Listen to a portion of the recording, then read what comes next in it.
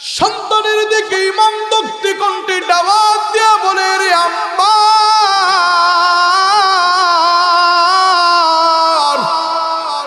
আরে বাবা ইমান ছাড়বি না। যদি আমি মায়ের জীবনও চলে যাই, তারপরে আম্মা আমার নবীর প্রতি কালেমা ছাড়বি না। হযরতে আম্মার এখন মার কথার উপর বড় অটল। কিতাবে লেখছে আম্মারের বয়স 18 অথবা 19 বছরের যুবক হযরতে আম্মার। মাকে যখন উলঙ্গ করে ফেলল আবু জাহাল, হযরত সুমাইয়াকে উলঙ্গ করে ফেলার পর কিতাবের মধ্যে লেখা হলো হযরতে আম্মারকে ডাক দিয়া বলে, আম্মার দেখ তোর মায়ের পরিণতি কত কঠিন, একটু তোর মার দিকে এবার তুই তাকা, বল তুই ইমান ছাড়বি নাকি।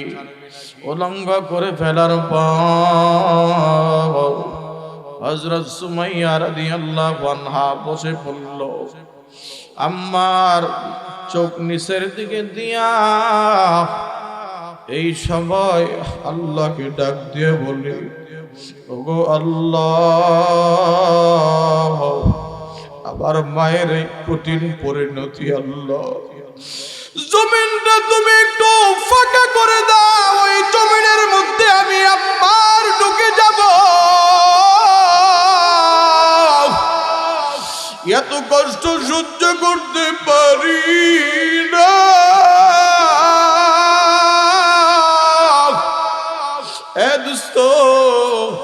একটু নিজের সাথে মিলান না।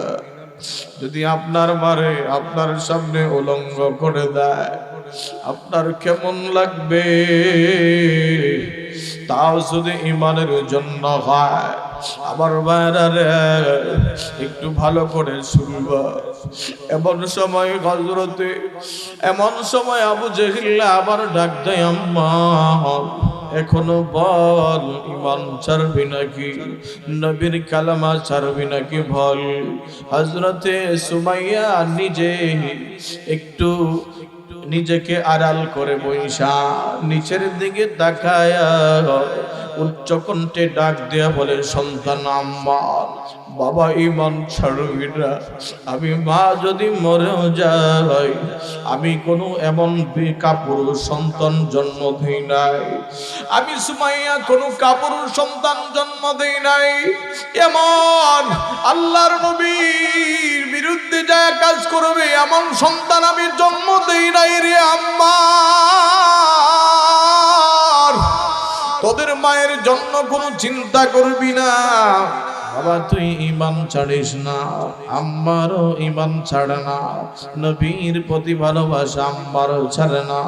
আবু জেহেল হযরতে সুমাইয়ার এই কথা শোনার পরে আরো রাগান্বিত হলো, আরো রাগ তার বেড়ে গেল। তা আবু জেহেল একটা খঞ্জর লইয়া ধারালো একটা অস্ত্র হযরতে সুমাইয়া রাদিয়াল্লাহু তাআলা লজ্জাস্থান বড়াবো এমন জোরে আঘাত মারল, হযরতে সুমাইয়া চিৎকার দিয়ে আল্লাহ বলে উঠল, আল্লাহু আকবার। হযরতে সুমাইয়া ডাক দিয়া বলে, সন্তান আম্মার, মায়ের শরীর থেকে এত পরিমাণের ব্লাড বের হইতেছে রে বাবা,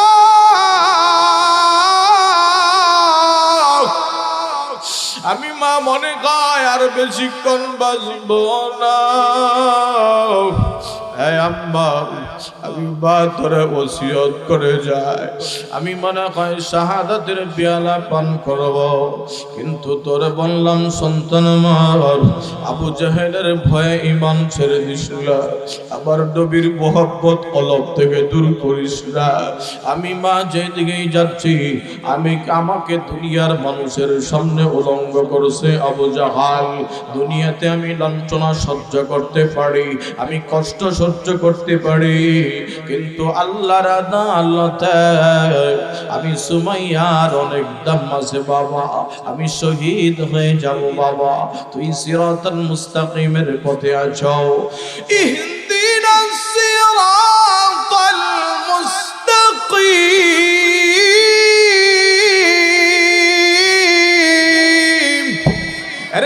মুসলমান সিরাতাল মুস্তাকিমের পথে তুমি আছো, কোনো চিন্তা নাই, কোনো পেরেশানি নাই, ঈমান ছাড়বি না।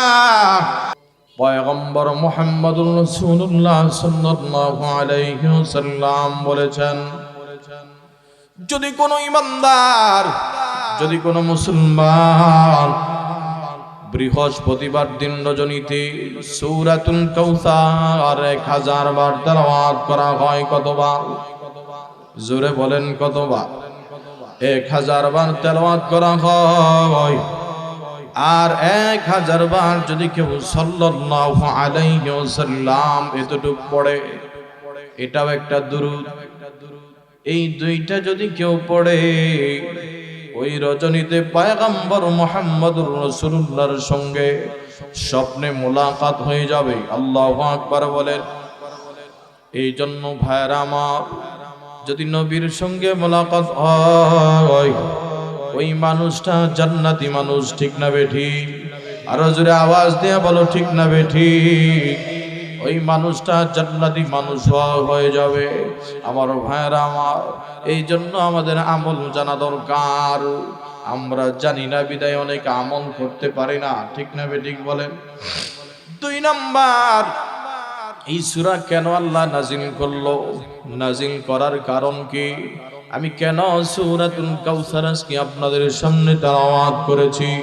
আমার ভাইরা, আপনাদের এখানে বিভিন্ন পীরের মুরিদ থাকতে পারো, বিভিন্ন আল্লাহ পাকের আশিকিন জাকিরিন থাকতে পারে।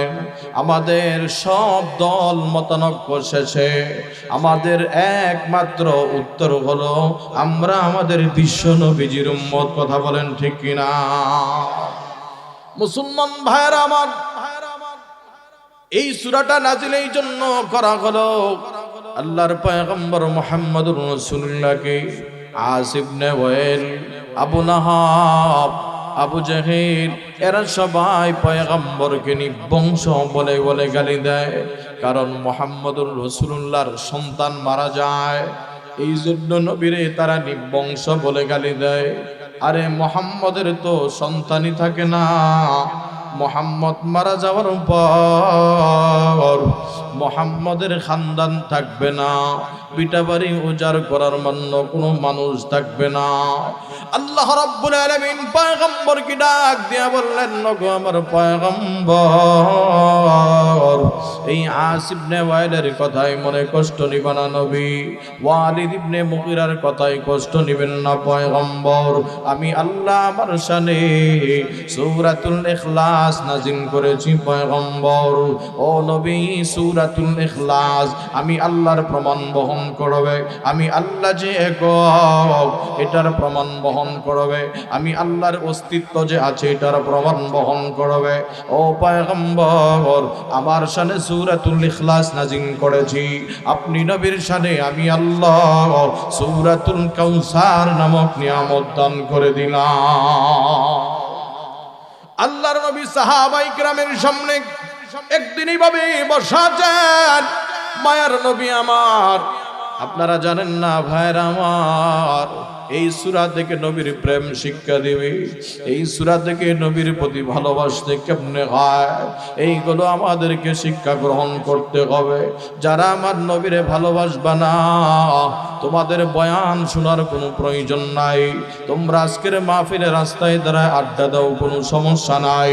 এই কয়জন মানুষ আজকের প্যান্ডেলে বসা আছে, কিয়ামতের ময়দানে যদি নবীর ভালোবাসায় আজকের মাহফিলে এক ফোঁটা চোখের পানি ফলাইতে পারো, আল্লাহর কসম করে বললাম, এই চোখের পানির উসিলাতে আমার নবীর শাফাত আপনাদের জন্য কবুল হয়ে যাবে।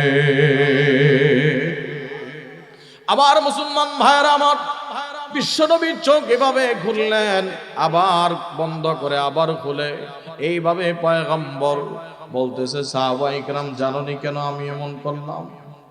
সাহাবায়ে কেরাম বলে, আল্লাহু আ'লামু ওয়া রাসূলুহু, এই কথা আল্লাহ এবং তার রাসূলই ভালো জানে।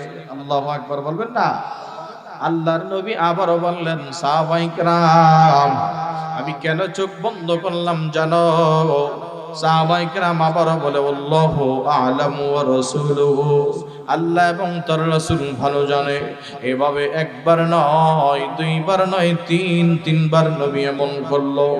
আল্লাহর নবী ডাক দিয়া বললেন, আরে আমার সাহাবীরা, এই সবেমাত্র জিবরাইল আমিন আমি নবীজির কাছে হাজির হয়ে গেল।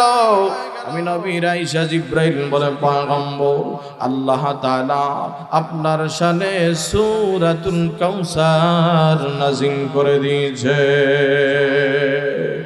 मैं आशिक मौला हूँ मेरा इश्क निराला, मैं आशिक मौला हूँ मेरा इश्क निराला, ऐ जुमला जगह जिसकी तजल्ली से उजाला, फरमाते हैं आदम के मुझे खुल्द तोरी में लगा हुआ तो बाबे मिलाना में मोहम्मद।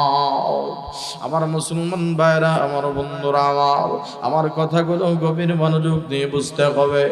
মাইকলা ভাই গেছে কই, একটু মাইকের কাছে চলে আসেন মেহেরবানি করে। আমার মুসলমান ভাইরা, আমার বন্ধুরা, আমার একটু লক্ষ্য করে শুনতে হবে। আল্লাহ তাআলা যে নবীরে কাউসার নামক নিয়ামত দান করলো, এটা কোন কাউসার? এটা কি আপনাদের এলাকার কাউসার ভাই নাকি? কথা বলেন একটু। তাহলে কাউসার কি এটা বোঝা লাগবে না আমাদের? তাফসীরে রুহুল মানির ভিতরে কাউসার শব্দের অনেকগুলো তরজমা উল্লেখ করা হলো আমার ভাইরা। তার মধ্যে আল্লামা জিয়াউল কাসিমি রাহমাতুল্লাহ আলাইহি যদি 60টা শব্দের ব্যাখ্যা আপনাদের সামনে আমি দিতে যাই, এমন 60টা মাহফিলের প্রয়োজন হবে। আল্লামা জিয়াউল কাসিমি রাহমাতুল্লাহ আলাইহি বলে, এতগুলো শব্দের ব্যাখ্যা দেওয়া যাবে না, কেবলমাত্র আমি আপনাদের সামনে একটা শব্দের ব্যাখ্যা দিব। কাউসার শব্দের এক অর্থ হলো আল খায়রু কাসীর, অনেকগুলো নিয়ামতকে আল্লাহ রাব্বুল আলামিন বলে, অনেকগুলো নিয়ামতকে কাউসার বলা হয়েছে। সুবহানাল্লাহ বলে।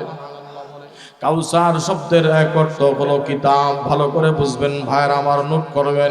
কাউসার শব্দের এক অর্থ হলো কিতাব, কাউসার শব্দের এক অর্থ হিকমত, কাউসার শব্দের এক অর্থ নবুওয়াত, কাউসার শব্দের এক অর্থ খুলুকে আযীম, কাউসার শব্দের এক অর্থ কাসরাতে উম্মত, কাউসার শব্দের এক অর্থ জাওয়ামিউল কালিম, কাউসার শব্দের এক অর্থ রুহে জমিন পর রুহানি আওলাদ, কাউসার শব্দের এক অর্থ যিকির, কাউসার শব্দের এক অর্থ খুলুকে হাসানা। এমন ভাবে আরো অনেকগুলো শব্দের তর্জমা উল্লেখ করা হলো। এতগুলো ব্যাখ্যা আপনাদের সামনে দেওয়া যাবে না আমার ভাইরা, মনটা খুলে শুনতে হবে, আমলের নিয়তে শুনতে হবে। গলা যেন না টানে, হ্যাঁ মাইকের জন্য গলা না টানে, আর ভলিউমটা আরেকটু বাড়াও। আমার মুসলমান ভাইরা, আমার বন্ধুরা, আমার একটু লক্ষ্য করে শুনবা, দিলের কান দিয়ে একটু বোঝা লাগবে। এতগুলো শব্দের ব্যাখ্যা আপনাদের সামনে করব না, কেবলমাত্র একটা শব্দের ব্যাখ্যা করব, রুহে জমিন পর রুহানি আওলাদ। এই যে আসিফ নেওয়াইল বলে, মুহাম্মদের তো সন্তান দুনিয়ার জমিনে থাকে না, মুহাম্মদ মরে যাওয়ার পর এই বংশ নিবংশ হয়ে যাবে। নাউজুবিল্লাহ বলে আল্লাহ তাআলা নবীরে ডাক দিয়া সান্ত্বনা দিয়ে বলে, নবী ওগো আমার হাবিব, অনেক সময় নিজের সন্তান বাবার জন্য জীবন দেয় না। কথা বলেন না কেমনে দেয় না? আমি প্রমাণ সহকারে আপনাদেরকে বলবো। আপনি যদি ফাঁসির আসামি হয়ে যান, আর আসামি হয়ে যাওয়ার পরে যদি সন্তানরে ডাক দিয়ে বলেন, বাবা আমার গলার রশিটা তুই নে, আচ্ছা বলেন আপনার সন্তান রাজি হবে নিতে? নাকি বলবে আব্বা তোমার বাপের বোঝা তুমি বহন করো? বলবে না? তো নিজের সন্তান হয়ে বাবার জন্য জীবন দেয় না। আল্লাহর নবী, বিশ্ব নবীকে আল্লাহ বলেন, নিজের সন্তান হয়ে অনেক সময় নিজের বাবার জন্য সন্তান জীবন দেয় না। ওগো পয়গম্বর, আমি আপনাকে এমন সন্তান দান করেছি যেই সন্তানেরা আপনি নবীর ইজ্জতের হেফাজতের জন্য, আপনি নবীর সম্মানের হেফাজতের জন্য আপনার নিজের সন্তান না থাকতে পারে, কিন্তু আমি আল্লাহ এমন রূহানি সন্তান দান করেছি যারা আপনি নবীর ইজ্জত হেফাজতের জন্য নিজেদের জীবন কুরবান দিবে। ঠিক কিনা বলো? আজও পর্যন্ত বাংলার জমিনে কোন নাস্তিক বেঈমানের বাচ্চা যদি আমার নবীর বিরুদ্ধে কথা বলে, হতে পারে ওই মানুষটা অনেক সময় নামাজ পড়ে না, হতে পারে অনেক গুনার মধ্যে বিদ্যমান থাকে, কিন্তু নবীর ভালোবাসা ওই বান্দার দিলের ভিতরে 100 থেকে 100 to 100। ঠিক কিনা বলো? নবীর বিরুদ্ধে কথা বললে ওই জালেমকে ছেড়ে কথা কয় না। ঠিক কিনা বলে? আমার মুসলমান ভাইরা, আমার আল্লাহর নবী বিশ্ব নবীকে আল্লাহ সান্ত্বনা দেওয়ার জন্য আরো বলেন, হে পয়গম্বর, এরা যে আপনারে বলে ইন্না শানিআকা হুয়াল আবতার, নবীর নাম নিশানা পর্যন্ত দুনিয়াতে থাকবে না। ও নবী, আপনি জানেননি ওই বেঈমানদের নিবংশ করে দিব আমি আল্লাহ, কিন্তু আপনার নাম আমি আল্লাহ এমন ভাবে সেট করেছি, বাংলার জমিনে আল্লাহ তাআলা ডাক দেয়া বলে, নবী তুমি তাকায় দেখো, আজানের মধ্যে তোমার নামের সঙ্গে আমার নাম, কালেমার মধ্যে তোমার নামের সঙ্গে আমার নাম, তাকবীরের মধ্যে আমার নামের সঙ্গে তোমার নাম। तकबीर में कलमा में नमाज़ों में अज़ा में, तकबीर में कलमा में नमाज़ों में अज़ा में, ऐ नाम इलाही च मिला नाम मुहम्मद, ऐ नाम इलाही च मिला नाम मुहम्मद। আমার ভাইরা, আমার মনের মধ্যে এখন বড় দুঃখ তৈরি হয়, বাংলার জমিনে লক্ষ লক্ষ মুসলমান থাকার পরেও নাস্তিক বেঈমান কিছু তৈরি হয়, আপনার আমার নবীরে গালি দেয়, কথা বলেন না কেন? ঠিক না বেঠিক? হে ভাইরা আমার, অথচ পয়গম্বরের সাহাবীদের সামনে কোন নাস্তিক বেঈমান আমার নবীর বিরুদ্ধে কথা বলতে পারে না। আমার নবীরে তারা কেমন ভালোবাসতো, তাদের ভালোবাসার নমুনা একটু দেখেন না। ও দোস্ত, শুধুমাত্র হযরত খলিফাতুল মুসলিমিন ওমর যেদিন শুনেছে আল্লাহর নবী দুনিয়ার জমিন থেকে বিদায় হয়ে গেল, তলোয়ারটা হাতে নিয়া ওমর দাঁড়ায়া গেছে, বলতেছে, মদিনার সাহাবীরা, তোমাদের মাঝখান থেকে যদি কেউ বলো আমার নবী দুনিয়ায় নাই, আমার নবী দুনিয়ার জমিন থেকে বিদায় হয়ে গেছে, তাহলে কিন্তু আমি কল্লাটা আলাদা করে দিব। খলিফাতুল মুসলিমিন ওমরের অবস্থা এমন হয়ে গেছে, কারণ ওমর মনে করে আমার নবী মরতে পারে না, আমার নবীর মরণ নাই, এটা মানতেই পারে না যে নবীও মরবে। এবার দেখতেছে ওমর শান্ত হয় না। খলিফাতুল মুসলিমিন হযরত আবু বকর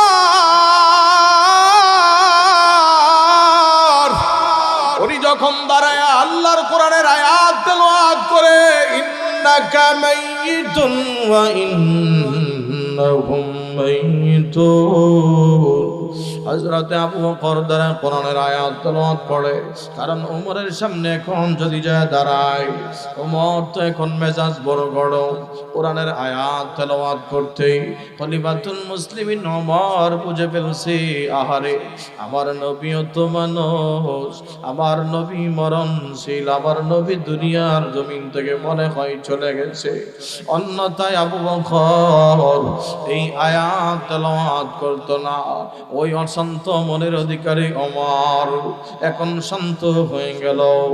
জাহাকে সারে কামালাত, জাহাকে সারে কামালাত तुझ में है, तेरे कामल किसी में नहीं मगर तू चाह। আমার নবীর আদর্শ, অনেক নবীদের আখলাক আমার নবীর মধ্যে বিদ্যমান, কিন্তু দুনিয়ার সমস্ত মানুষ আমার নবীর আখলাক পায় নাই, যার মধ্যে এক একটা গুণ বিদ্যমান হয়েছে, ওই মানুষগুলোই ধন্য হয়ে গেছে, জান্নাতি মানুষ হয়েছে। সুবহানাল্লাহ। দেখেন আমার ভাইরা, নবীর প্রতি তাদের কত ভালোবাসা ছিল। আজকে নিজের নবীর বড় আশিক দাবি করি আমরা, কথা বলেন ঠিক না বেঠিক? কিন্তু যুবকের চেহারার দিকে তাকাইলে মনে হয় যুবক গেঞ্জি পয়রা এলাকায় জানান দেয় আমি ব্রাজিলের ভক্ত। কথা বলেন না কেন চাচা? এই মিয়া জোরে বলেন, ঠিক না বেঠিক? যুবক আর্জেন্টিনার পোশাক পরে জানান দেয় এলাকার মধ্যে আমি আর্জেন্টিনার ফ্রেন্ড। যুবক মেসির কাটিং এ চুল কাটা জানান দেয় আমি মেসির ভক্ত। ঠিক না বেঠিক? আমার ভাইরা আমার, যুবক নেইমারের মতো চুল কাটা জানান দেয় আমি নেইমারের ফ্রেন্ড। ঠিক না বেঠিক বলেন? এ যুবক আল্লাহর গোলাম, তুই কি একটু জানান দিতে পারো না? তোর মতো যুবক কেমন অভাব নাই রে, যেই যুবকের 3.5 হাত বডির দিকে তাকাইলে আমার নবীর কথা মনে পড়ে। কথা বলেন ঠিক না বেঠিক? এই যুবক তুই কি পারস না তোর 3.5 হাত বডিকে আমার নবীর সুন্নতের রং দিয়া রঙিন করতে? আমার মদিনার নবীর একটু জানান দেওয়ার জন্য গো মায়ার নবী,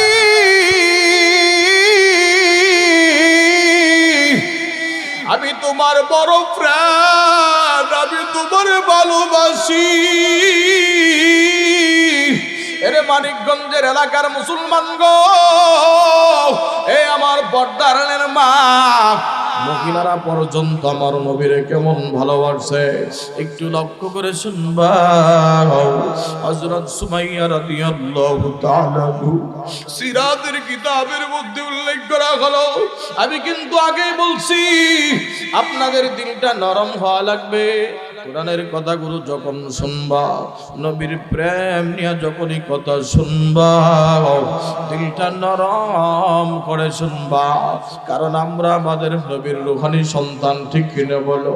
আমি এই কাউসার শব্দের একটা অর্থ নিয়ে কথা বলতেছি। রুয়ে জমিন পর রূহানি আওলাদ। আল্লাহ নিজেই বলছে নবী আপনারে আমি রূহানি সন্তান জমিনে দান করছি। এই বিষয়টা নিয়ে আপনাদের সামনে কথা বলতেছি ভাইরা আমার। হযরত সুমাইয়া কালেমা পড়ে, সন্তান আম্মার কালেমা পড়ে যখন মুসলমান হলো, আয় ভাইরা আমার, হাসরের ময়দানে আল্লাহ তাআলা মুহাম্মদের ভিতরে কোন মহিলা সবার আগে শহীদ হয়েছে? ওই দিন রক্ত মাখা শরীর লইয়া ওই হযরত সুমাইয়া রাদিয়াল্লাহু তাআলা আল্লাহর আদালতে দাঁড়ায় যাবে। আল্লাহু আকবার। কারণ আমার নবী ডাক দিয়া বলে শহীদের রক্ত শুকায় যায় না। শহীদের তার রক্ত শরীরে রক্ত মাখা শরীর নিয়ে আল্লাহর আদালতে দাঁড়াবে। সমস্ত মানুষগুলো শহীদ সুহাদায়ে কেরামের দিকে তাকাবে। ওগো আল্লাহ, অনেকের গর্দান নাই, অনেকের শরীর কাটা, অনেকের মাথা নাই আড়া গাড়া। আল্লাহ ডাক দিয়ে বলবে জানো এই মানুষগুলো হলো আমার নবীর বড় আশিক, আমি আল্লাহর বড় আশিক, আর আমি আল্লাহর জন্য জীবন পর্যন্ত কুরবান দিয়েছি। আল্লাহু আকবার। আতিনা ফি দারে দুনিয়া না হাসান, আতিনা ফি দারে উকবানা হাসান, ইয়া গিয়াসুল মুস্তাগীসিন ইহদিনা লাফতিখারা বিল উলুমে ওয়াল গিনা। এখন কোনো কথা হবে না ভাইরা আমার, চুপচাপ করে কথাগুলো শুনতে হবে। আর মনের অজান্তে চোখের পানিটা 2টা করে পানির ফোঁটা ফেলে দিতে হবে বন্ধু। দেখবা আমার নবীর শাফাত তোমার জন্য কবুল হবে। আমার ভাইরা, হযরত সুমাইয়া রাদিয়াল্লাহু তাআলা আনহা এখন ইসলাম কবুল যে করেছে, ওই সুমাইয়ার কথা আবু জাহেল শুনে ফেলছে। আম্মার তার সন্তান আম্মার মুসলমান হয়ে গেল, এই খবর আবু জাহেল পাইছে। এখন রাস্তা দিয়ে হেঁটে যায়, সুমাইয়ার সঙ্গে আবু জাহেলের মুলাকাত, ফাতালাক্কা, দেখা হয়ে গেল। এখন আবু জাহেল সুমাইয়াকে ডাক দিয়ে বলে সুমাইয়া তুমি নাকি আমি শুনলাম, এই পিছনে কারা কথা বলতেছে একটু মেহেরবানি করে স্বেচ্ছাসেবক যান, বাচ্চাগুলোরে কথা বলতে না করবে। আমার মুসলমান ভাইরা, আমার বন্ধুরা, আমার একটু লক্ষ্য করে ভাইরা শুনতে হবে। হযরত সুমাইয়া রাদিয়াল্লাহু তাআলা আনহা আবু জাহেল যখন বলতেছে সুমাইয়া তুমি নাকি ইসলাম কবুল করেছো, বলে হ্যাঁ বালা ইসলাম কবুল করে নিয়েছি, এখন কি করবি তুই আমারে বল। হযরতে সুমাইয়া ইমাম দপ্তে কণ্ঠে কথা বলার পর আবু জাহেল রাগান্বিত হয়ে গেছে। ডাক দিয়া বলে, সুমাইয়া, যদি ইসলাম ধর্ম তুমি না ছাড়ো কঠিন শাস্তি তোমাকে দেওয়া হবে।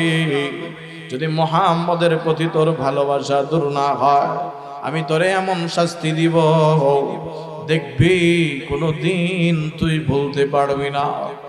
সুমাইয়া রাদিয়াল্লাহু তাআলা আনহা ডাক দিয়ে বলতেছে, রে আবু জাহাল, আমি সুমাইয়াকে মরণের ভয় দেখাবি না। আমি যেই নবীর কালামা নিয়েছি, যেই নবীর ভালোবাসা দিলের ভিতরে ঢুকিয়েছি, যদি আমার টুকরা টুকরাও করে দেওয়া হয় তারপরেও আমি সুমাইয়ার কলব থেকে নবীর প্রেম দূর করতে পারবি না। আল্লাহু আকবার। বুখারী শরীফের মধ্যে রওয়ায়াত হলো, আবু জাহেল দুইটা পিলার আনছে, বড় বড় পিলার আইনা এক পিলারের মধ্যে সন্তান আম্মারকে বাঁধছে, আর এক পিলারের মধ্যে ভাইরা আমার সুমাইয়াকে বেঁধে ফেলল। এবার দুই মার সন্তানকে মুখামুখি করে বাঁধছে। বাঁধার পর আবার ভাইরা আম্মারকে আবু জাহেল ডাক দিয়ে বলে, আরে আম্মার, তোর মাকে বল তুই ইসলাম ছেড়ে দিবি, নবীর মোহাব্বত দিন থেকে ছেড়ে দিবি রে আম্মার। যদি না ছাড়স তোর সামনে তোর মারে উলঙ্গ করা হবে। শুধু উলঙ্গ করে শেষ নয়, তোর সামনে তোর মাকে হত্যা করা হবে, জবাই করা হবে। হযরত সুমাইয়া সন্তানের দিকে ইমাম দক্তি কণ্ঠে দাওয়াত দিয়া বলে, রে আম্মা,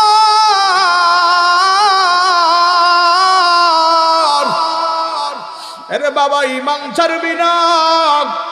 যদি আমি মায়ের জীবনও চলে যাই তারপরে আম্মা আমার নবীর প্রতি কালেমা ছাড়বি না।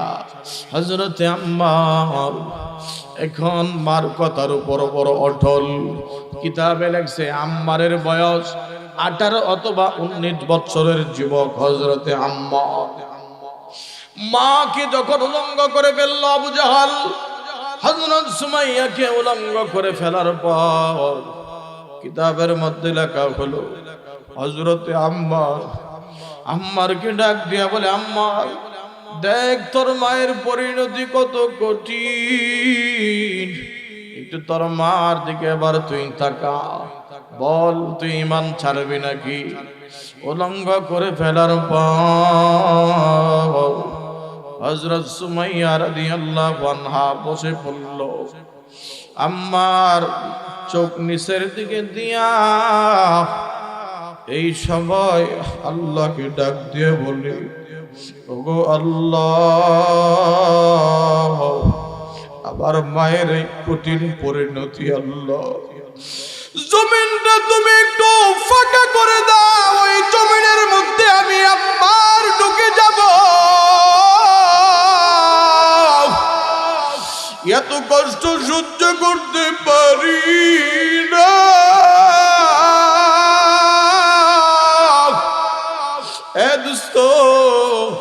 একটু নিজের সাথে মিলান না। যদি আপনার মারে আপনার সামনে উলঙ্গ করে দেয় আপনার কেমন লাগবে? তাও যদি ঈমানের জন্য হয়। আমার ভাইরা একটু ভালো করে শুনবা। এমন সময় হযরতে আবু জেহেল আবার ডাক দেয়, আম্মা, এখনো বল ঈমান ছাড়বি নাকি, নবীর কালামা ছাড়বি নাকি বল।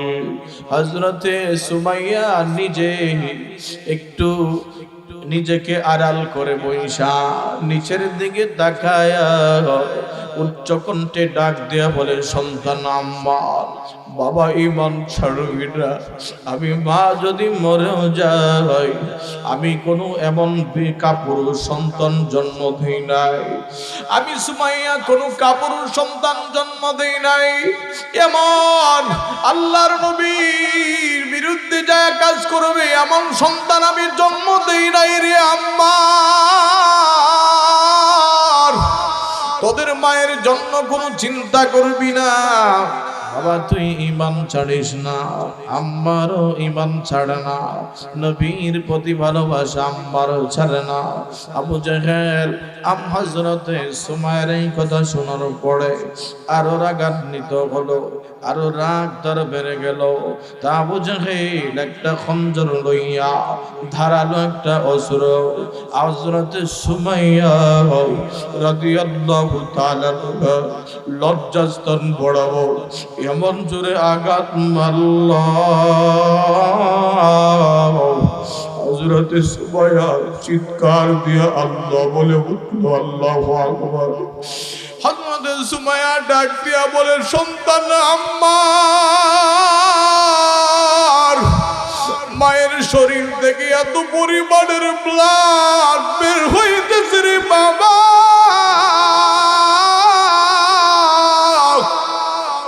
আমি মা মনে কয় আর বেশিক্ষণ বাঁচব না। আম্মা, আমি মা তোরে ওসিয়ত করে যায়, আমি মনে হয় শাহাদাতের পেয়ালা পান করব, কিন্তু তোরে বললাম সন্তান আমার, আবু জাহেলের ভয়ে ঈমান ছেড়ে দিস না, আবার নবীর মোহব্বত কলব থেকে দূর করিস না। আমি মা যেদিকেই যাচ্ছি, আমাকে দুনিয়ার মানুষের সামনে উলঙ্গ করেছে আবু জাহাল। দুনিয়াতে আমি লাঞ্ছনা সহ্য করতে পারি, আমি কষ্ট সহ্য করতে পারি, কিন্তু আল্লাহর আদালতে আমি সুমাইয়ার অনেক দাম আছে বাবা, আমি শহীদ হয়ে যাব বাবা। তুই সিরাতাল মুস্তাকিমের পথে আছো, ইহদিনাস সিরাতাল মুস্তাকিম।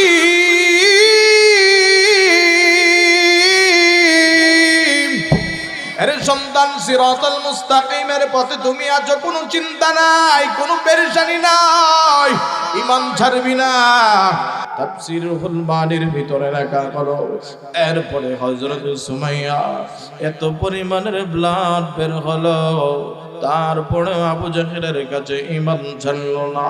হযরত সুমাইয়া দুনিয়ার জমিন থেকে বিদায় হয়ে গেল।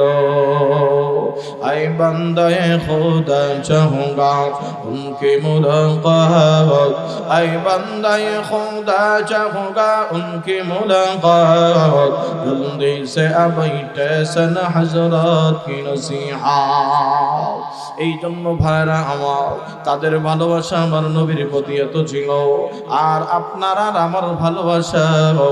আজকের মাহফিলে আমি একটা জিনিস আপনাদেরকে বলবো, যুবক আমি তোরে ওয়াদা করাইতে চাই না, আজ থেকে সিদ্ধান্ত নিবি, আমার পর্দারের মা বোনরা সিদ্ধান্ত নিবা। আমার নবী যেমনে চলতে বলল, আমার নবী পর্দা করার জন্য বলেছে, আমার নবী বলছে মিথ্যা কথা বলা যাবে না। শহরে বন্দরে দেখো মেয়েদের দল, পর্দাবিহীন তারা করে জন্মল, কথা কোন ঠিক না বেঠিক? অন্যকে তার দিকে আশিক বানায়, এইগুলা ছবি হলো শয়তানের প্রমন্ত্রণায়, ঠিক না বেঠিক? টাকা গোল, পয়সা গোল, গোলানো গোল, এর চেয়ে বেশি গোল মনের গন্ডগোল।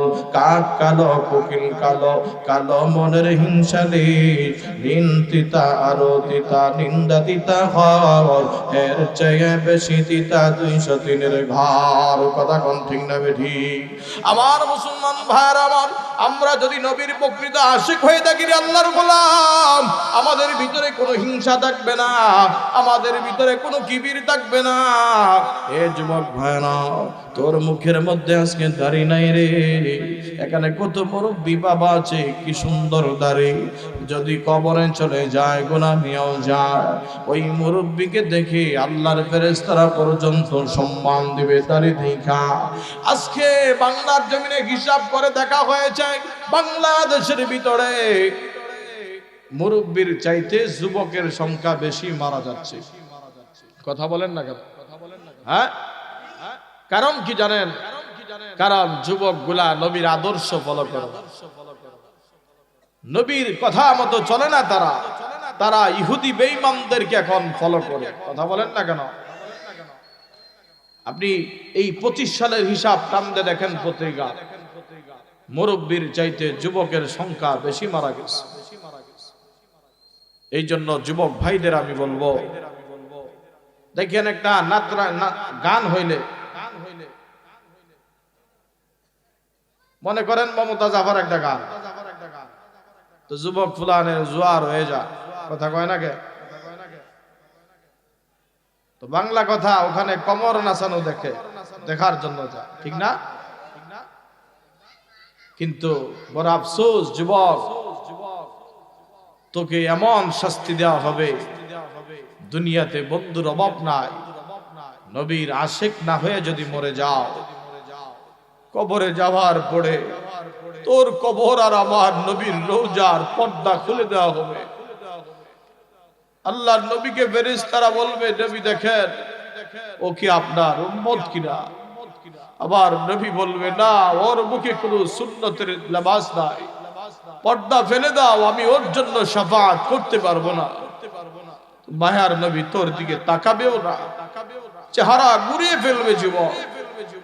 এই জন্য আজ থেকে সিদ্ধান্ত নিবা যে আমি যতদিন বেঁচে থাকবো আর কোনোদিন নবীর সুন্নত দাড়ির মধ্যে খুর দিব না। কারণ দাড়ি ছাড়া যদি মারাও যাও এক জায়গায়, যে এলাকার কেউ তোমার চিনে না, কেউ তোমার সম্পর্কে জানে না, তাহলে তোমার লজ্জাস্থান দেখে তাদের বুঝতে হবে তুমি হিন্দু নাকি মুসলমান। কথা বলো ঠিক না বেঠি? আর যদি মুখের মধ্যে দাড়ি থাকে, আমার নবীর সুন্নতের পোশাক যদি দাড়ির মধ্যে, যদি শরীরের মধ্যে হয়, যুবক তোরে সহজে চিনা যাবে এটা তো আমার নবীর বড় আশিক। এ যুবক তোর ডানে বামে তাকায় দে, কত এমন দাড়িওয়ালা যুবক, কত সুন্নতি লেবাসওয়ালা যুবক, অভাব নাই।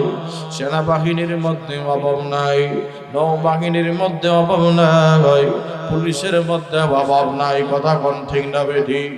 এর যুবক ভার্সিটির মধ্যে এমন যুবক অভাব নাই, কিন্তু তুমি কাকে ফলো করো, কার আদর্শ নিয়ে চলছো? এই জন্য যুবক ভাইরা আমার, কিয়ামতের ময়দানে আমরা সবাই নবীর হাউজে কাউসার পান করার জন্য যাব। কথা বলে না কেন? কাউসার শব্দের আরেকটা অর্থ হলো হাউজে কাউসার।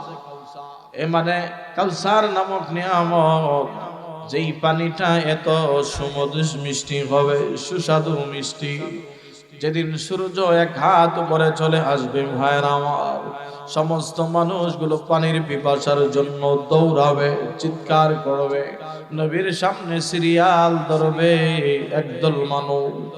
আল্লাহ তাআলার ফেরেশতারা বলবে, নবী সুহকান এদেরকে দূর করে দেন, এরা আপনার আশিকান না, এরা আপনার উম্মত হতে পারে, কিন্তু আপনি নবীর আশিকেরা নয়। আপনি নবী চলে আসার পরে এরা জমানার মধ্যে বেদাত চালু করেছে, এরা আপনি নবী যা না করেছেন তা করেছে। এই জন্য নবী আপনি এদের শাফাআত করবেন না, এদের জন্য হাউজে কাউসারের পানি হবে না।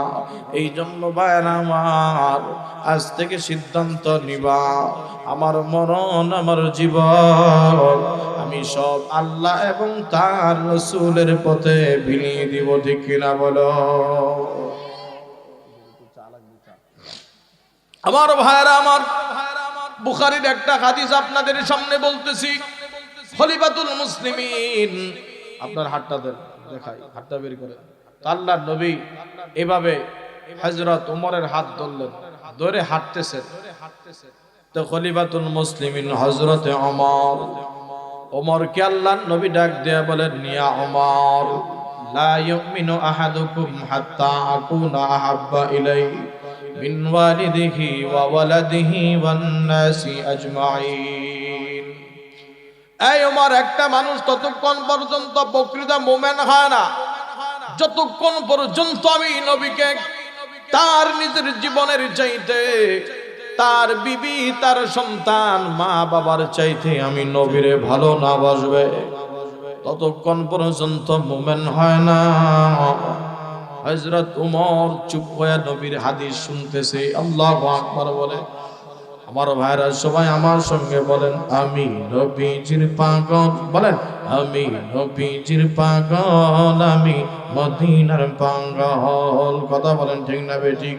মদিনার দুলবালি মোর নয়নের কাজল, আমি মদিনার পাগল, আমি নবীজির পাগল। আমার মনে নবী নবী, দুই চোখে মদিনার নবী। আমার মনে নবী নবী, দুই চোখে মদিনার ছবি।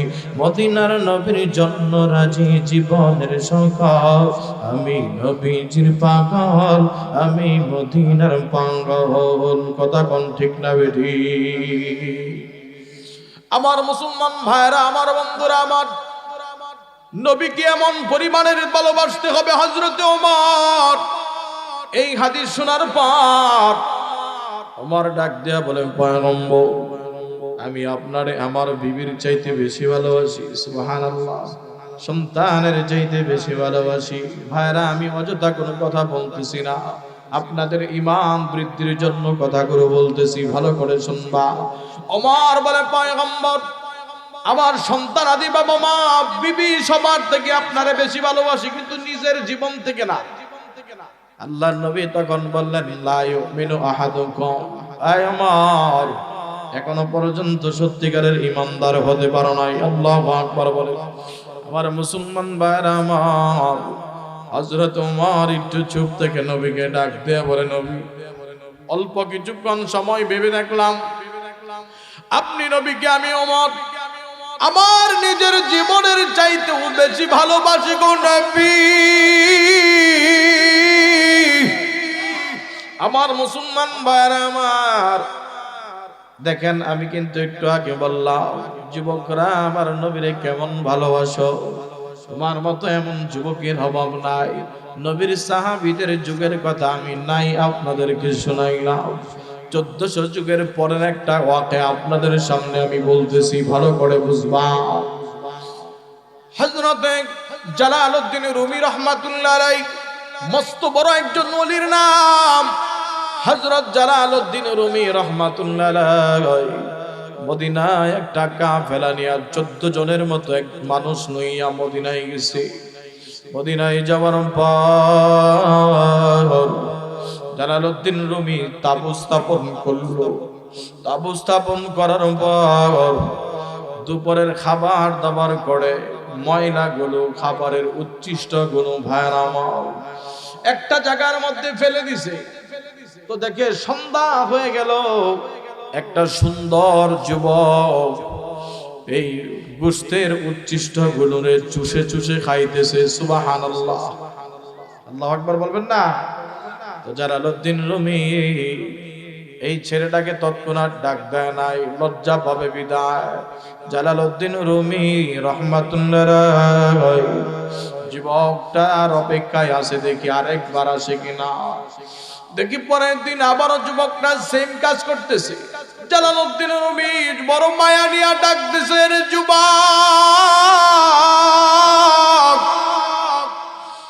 আয় আমার কাছে আয়। জালালউদ্দিন রুমি মনে মনে ভাবছে, এই যুবক মনে হয় মদিনার কোনো বড় বাড়িওয়ালার সন্তান হবে। এত সুঠাম দেহের অধিকারী সুন্দর একটা যুবক, কিন্তু ও কেন আমাদের খাবারের উচ্ছিষ্টগুলো পান করতেছে? নিশ্চিত কোনো একটা কারণ আছে হবে। আল্লাহু আকবার বলে। মদিনা নাম কত মাদর, মদিনা আরে যে কত দূর, সেই মদিনার পথের ধুলি আমি, সেই মদিনার পথের ধুলি আমি মাখতে পারলাম না, মদিনা যাইতে পারলাম না, মদিনা দেখতে পারলাম না। আমি অসহায় এত দূরে রই, আমি অসহায় এত দূরে রই, শুধু মদিনায় যাইতে পারলাম না, মদিনা দেখতে পারলাম না। মদিনা নাম কত মধুর মদিনা আর যে কত দূর সেই মদিনার পথের দুলি আমি সেই মদিনার পথের দুলি আমি মাপতে পারলাম না মদিনা যাইতে পারলাম না মদিনা দেখতে পারলাম না মদিনা নাম কত সুন্দর মদিনা কেড়েছে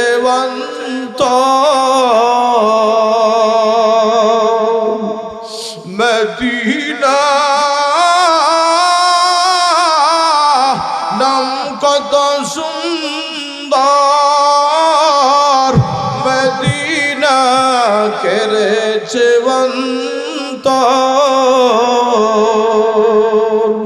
পাখির নাই ডানা থাকলে পাখির নাই ডানা থাকলে যেতাম মদিনা মদিনা যাইতে পারলাম না মদিনা দেখতে পারলাম না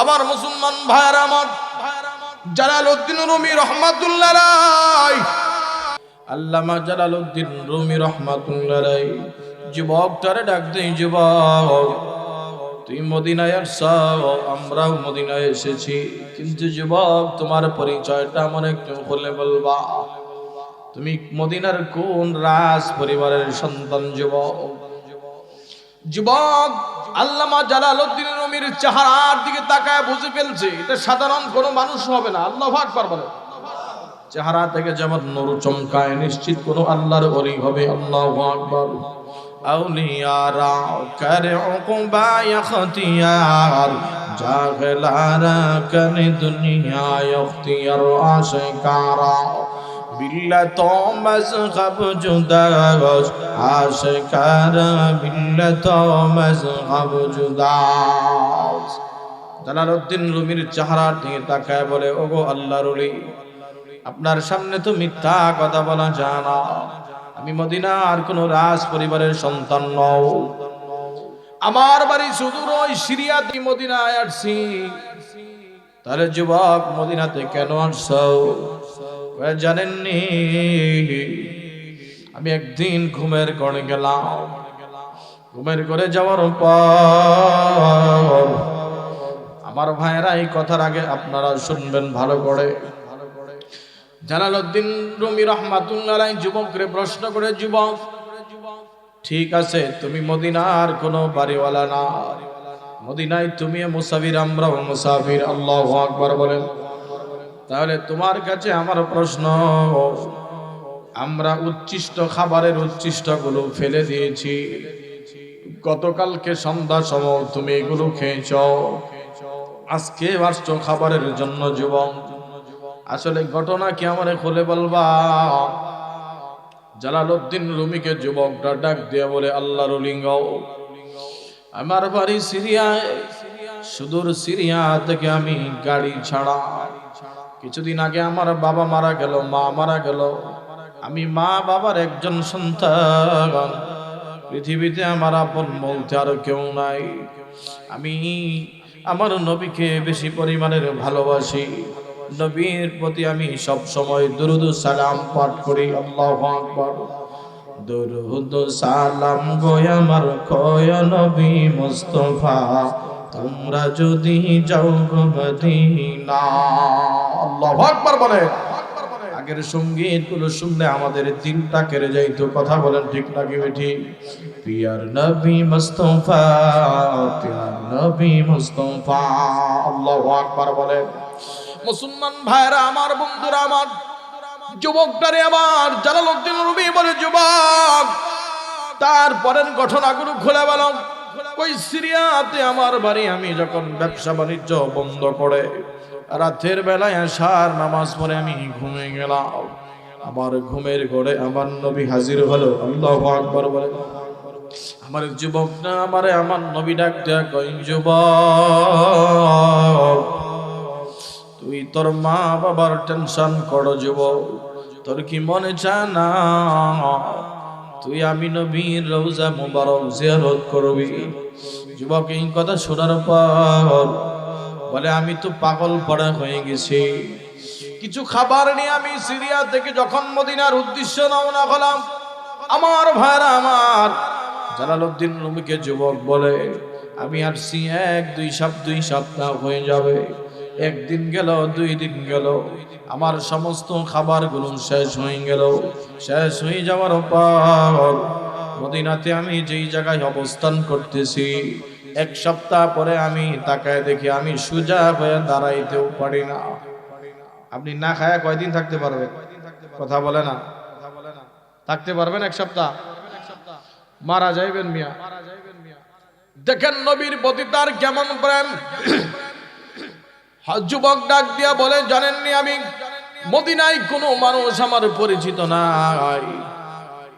আমি এখন নিজে নিজে সিদ্ধান্ত গ্রহণ করলাম, যাই নবীর রওজার কাছে আমি একটু যাই, কোন রকম একটা লাঠির মধ্যে ভর দিয়া দিয়া আমার নবীর রওজার কাছে আমি আসলাম। আমি আইসা আমার নবীর রওজায় দাঁড়ায় আমি আমার নবীর একটু সালাম দিলাম,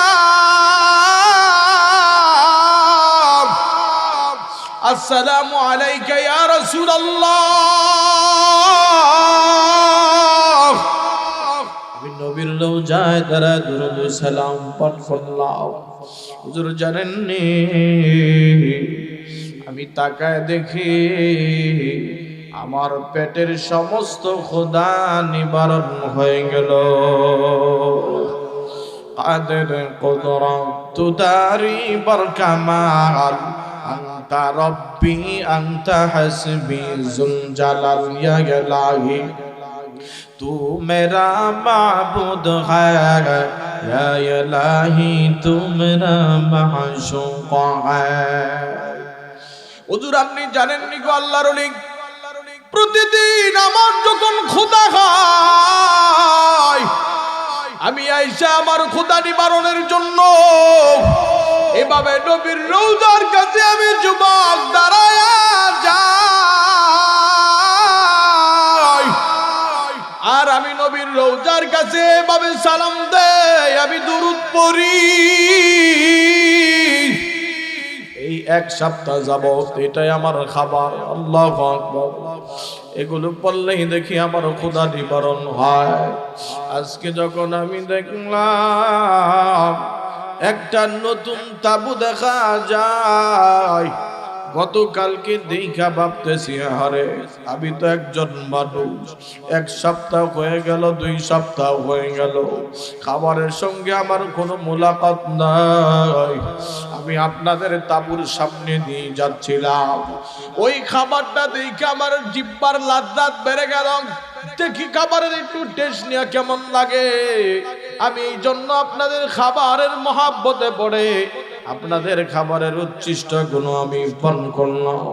আবার সিদ্ধান্ত নিলাম শুধু পেট ভরার জন্য নাও, জিহ্বাকে একটু মজা দেওয়ার জন্য প্রতিদিন আপনাদের এই আপনাদের উচ্ছিষ্ট গুলো আমি খাবো। এই কথা শুনে জালালউদ্দিন রুমি কান্না করতেছে। আল্লাহু আকবার বলেন। জালালউদ্দিন রুমি ডাক দেয়, আরে এটা তো কোন সাধারণ যুবক না রে, আরে যুবক আমাদের ময়লার উচ্ছিষ্ট তোর খাবারের প্রয়োজন নাই। আমাদের সঙ্গে তুই প্রতিদিন 3 বেলা তোর দাওয়াত রইল। সুবহানাল্লাহ। যুবক কিছু মনে করবি না, নিজের মনে করে তুই চলে আসবি আমাদের সামনে, প্রতিদিন তুই খাবারের দস্তরখানের মেহমান হবি। এইভাবে যুবকটা প্রতিদিন চলে আসে। দেখে যুবকের আমল এত সুন্দর, সব সময় আমার নবীর নামে দুরূদ পড়ে ভাই।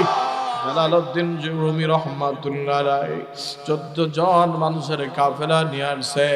দেখে 14 জনের চলাফেরা আর এই যুবকের চলাফেরাই মেলে না ভাইরা আমার। ও আমার নবীর প্রত্যেকটা সুন্নতের অনুসরণ করে আল্লাহু আকবার বলে। এইভাবে জালালউদ্দিন রুমির 14 দিন পার হয়ে গেল। মোটামুটি তাদের উমরা কাফেলার কাজ সম্পূর্ণ হয়ে গেল।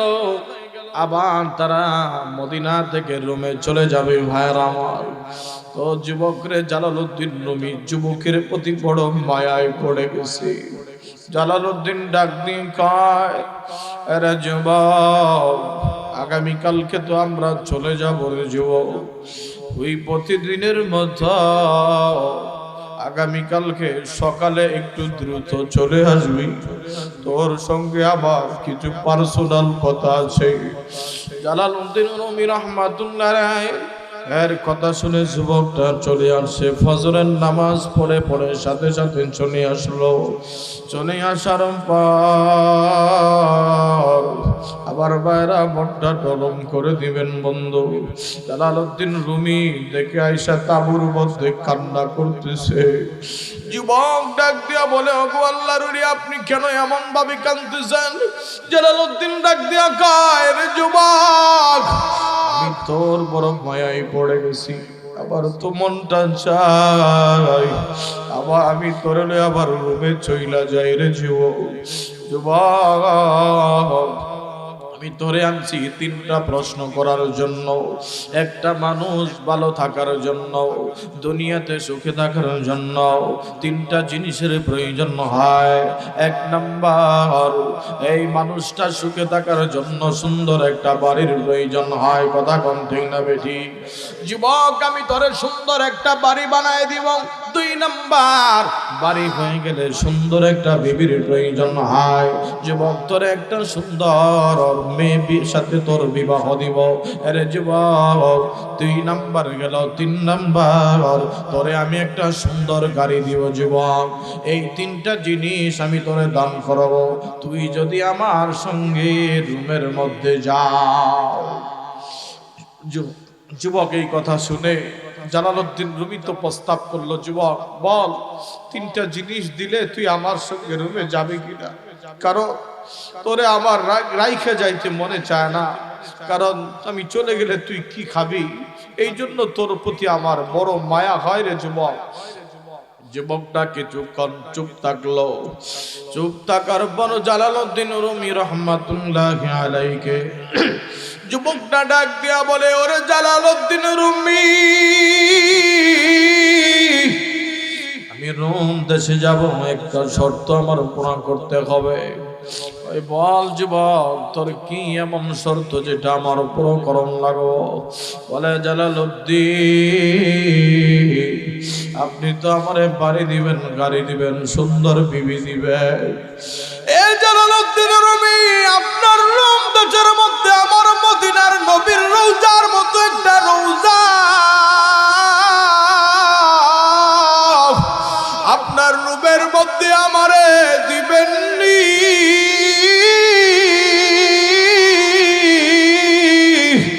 এই কথা বলে যুবক জালালউদ্দিন রুমির কাছে প্রস্তাব রাখলো। জালালউদ্দিন রুমি কান্না করে ডাক দেয়া বলে, যুবক, আমি জানি রে তুই আমারে এমনটাই বলবি রে যুবক।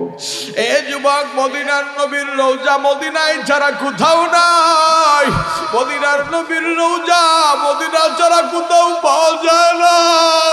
যুবক কান্না করে ডাক দিয়া কয়, ও আল্লাহর ওলি, যেই দেশের মধ্যে আমার নবীর রওজা নাই, যেই দেশের মধ্যে আমার নবীর রওজা পাবো না আমি, যেই দেশের মধ্যে আমার নবীর রওজা আমি পাবো না, সেই দেশের মধ্যে আমি কোনদিন আমার নবীর রওজা রাইখা আমি যাব না।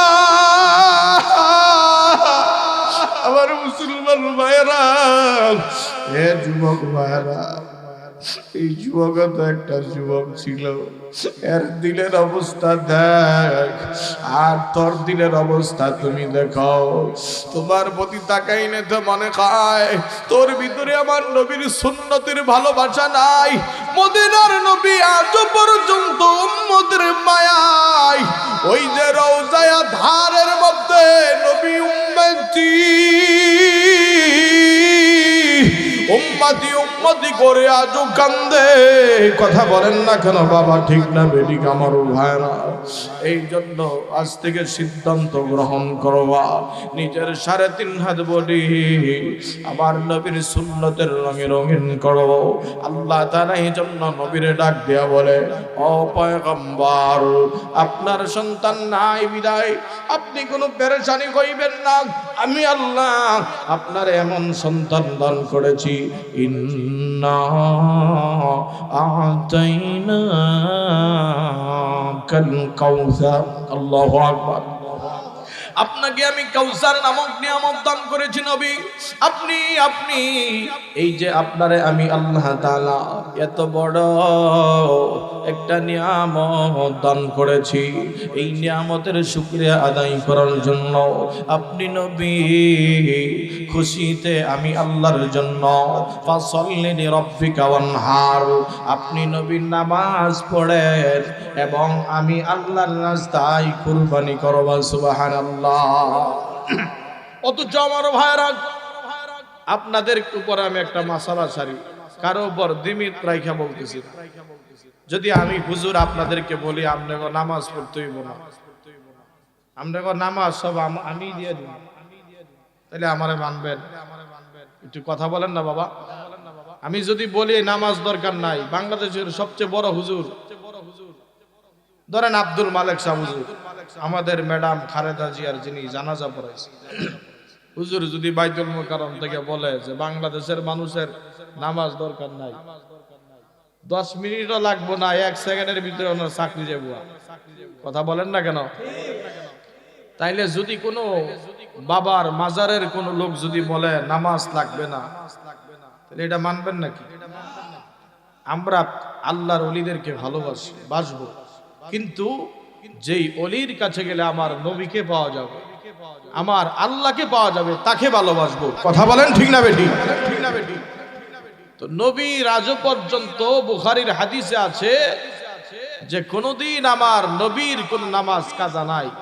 শুধু একটা যুদ্ধে যায়া নবীজি 2 জন সাহাবীরে দায়িত্ব দিছেন যে আমরা একটু বিশ্রাম করি, তোমরা আমাদেরকে জাগায় দিও।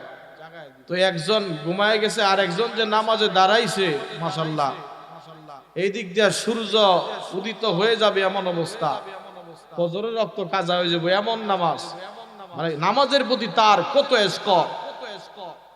তো তার নামাজে যে এমন ভাবে দাঁড়াইছে, সে বেঈমানরা তার পায়ের মধ্যে তীর মারছে, নামাজ নষ্ট হয় না তার।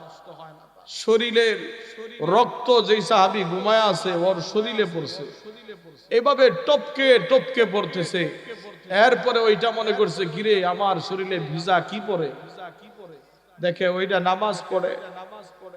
আর বেঈমানরা যে তীর বর্ষা মারছে, শরীর থেকে রক্ত ঝরে, তাও নামাজের ওই তীরের খবর নাই। আল্লাহু আকবার বলে, ওর ঘুম ভাঙছে, নবীর কাছে দৌড়ায় কয় আল্লাহর নবী রক্ত তো যাবে গা। আল্লাহ সাথে সাথে রসুলের নামাজ যেন কাজা না হয়, সূর্যকে বললেন যা তুই তোর আগের জায়গায় চলে যা। আল্লাহু আকবার বলে, তো নবী সালাত আদায় করছে, আবার সূর্য উদয় হয়েছে। মকন চস্তি নামাজে পাঞ্জগানা হাওয়াইলুল লিল মুসাল্লিন আল্লাযিনা মুমিনারা ইনামাজ ইমদাদে দা ইস্তাঈনু আয়াতে কুরআন বখা। যেহেতু আমি এই সূরার তাফসীর করতেছি ভাইরা আমার, ফাসাল্লি লিরাব্বিকা ওয়ানহার, আল্লাহ তাআলা নবীকে বলছেন নামাজ পড়ার জন্য। কথা বলেন ঠিক না বেঠিক? দেখেন আল্লাহর নবীর সাহাবীরাও নামাজের ব্যাপারে কেমন গুরুত্ব দিছে, আর আমরা কেমন গুরুত্ব দেই।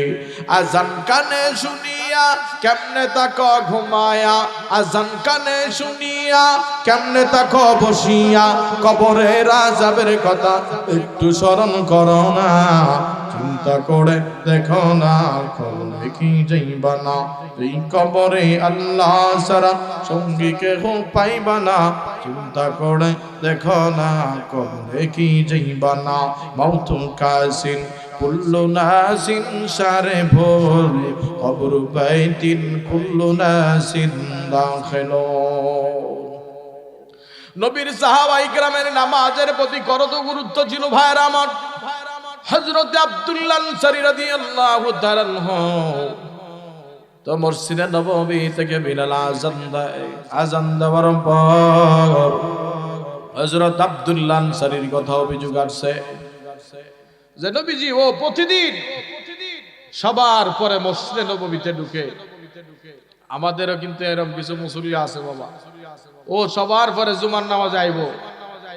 ইমাম সাহেব যদি বয়ানের 5টা মিনিট দেরি করে, নামাজের পরে কয় হুজুর আপনাকে আজকে দাওয়াত আছে, জানেন না খবরটা? কথা বলে না কেন?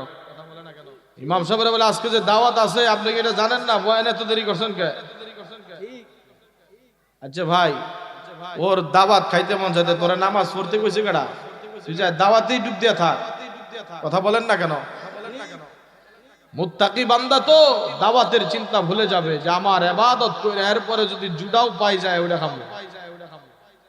আবার হুজুর রে তারাবির দিন আইতেছে, হুজুর যত সালায়া মনে করেন যায় শেষ করন যা। ইমানের অবস্থা দেখছেন?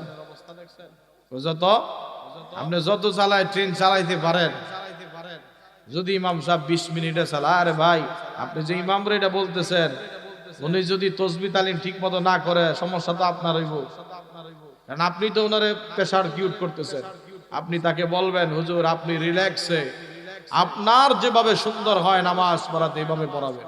কথা বলেন না কেন? আপনি আইসা বলেন হুজুর চালায়া একদম আমার কিন্তু ট্রেন গাড়ি ওইদিকে ছাইরা দিব, 20 মিনিটের ভিতরে শেষ করবে।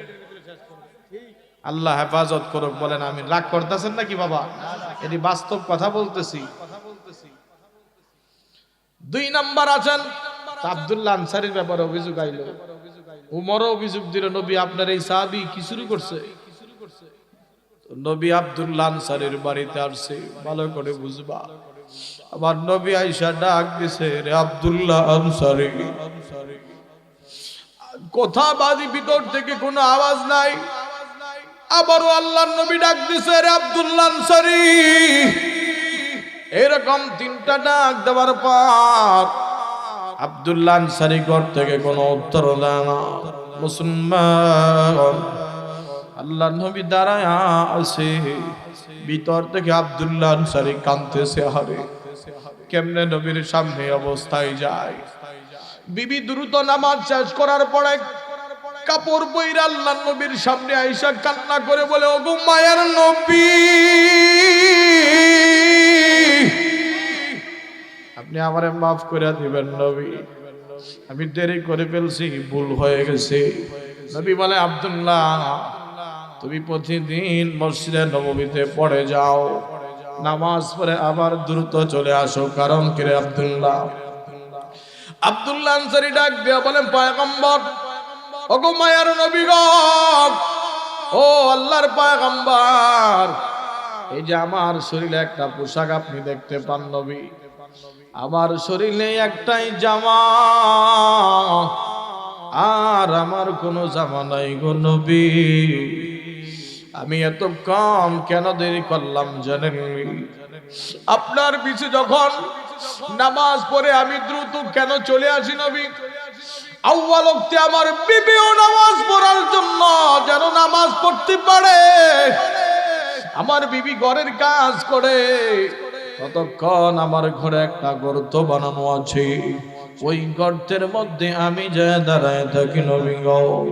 বিবিরে এবার দাঁড় করাইয়া বিলাল আযান দেয়, হাইয়া আলাস সালাহ, আস-সালাতু খায়রুম মিনাল নাওম, বিলালের আযান শুনে আমি দ্রুত রওনা হই গো নবী পয়গম্বর।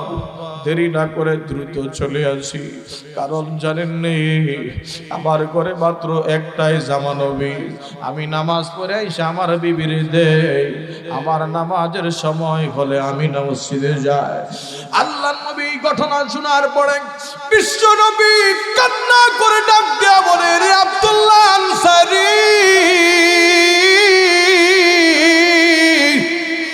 তোর দরিদ্রতার অবস্থা আমি নবীর কেন জানাইলি না? আব্দুল্লাহ আনসারী ডাক দিয়ে বলে, নবী আমি দুনিয়ার কোন মানুষকে জানা উজরত নিতে চাই না। আমার আল্লাহ আমার এই কষ্টে ত্যাগ শিকারের যেই বিনিময় আমার আল্লাহ আমার দান করবে। আল্লাহু আকবার বলবে। আমার মুসলমান ভাইরা, আমার বন্ধুরা, আমার আজকে সাহাবায়ে কেরাম একটা জামা দিয়া কোন ওয়াক্ত নামাজ কাজা দেন নাই। আজকে তোমার আর আমার জামার অভাব নাই, কথা বলেন ঠিক না বেঠিক? জামা গনতে গনতে শেষ হয় না, ভালো জামা অনেক সময় ফেলে দেই বাবা। এই জন্য মুসলমান ইমানদার আমার নবীকে এবং আমার আল্লাহর জন্য যত কষ্টই করতে হয়, শীতের মধ্যে ঠান্ডা পানি দিয়ে যদি ওযু বানাতে হয়, ওযু বানায় নামাজের মধ্যে দাঁড়াবো, কথা কোন ঠিক কিনা? ভালোবাসবো কারে সবচেয়ে বেশি? কথা একটু বলেন। এই দুনিয়াতে মানুষ তিন প্রকার, কিতা বলা বলে দেখেন মিলায়া ঠিক আছে কিনা আমার মেসা। এক নাম্বার কোয়ালিটির মানুষ হলো যারা ক্ষমতার পাগল, কথা বলেন। দুই নাম্বার হলো যারা এই দুনিয়ার টাকা এবং নারীর পাগল, ঠিক না বেঠিক? তিন নাম্বার হলো একদল মানুষ এমন আছে যারা আমার আল্লাহর পাগল। সুবহানাল্লাহ। আল্লাহ রাব্বুল আলামিন পবিত্র কোরআনুল কারীমের মধ্যে বলেন, ওয়াল্লাযীনা আমানু আশাদ্দু হুব্বান লিল্লাহ।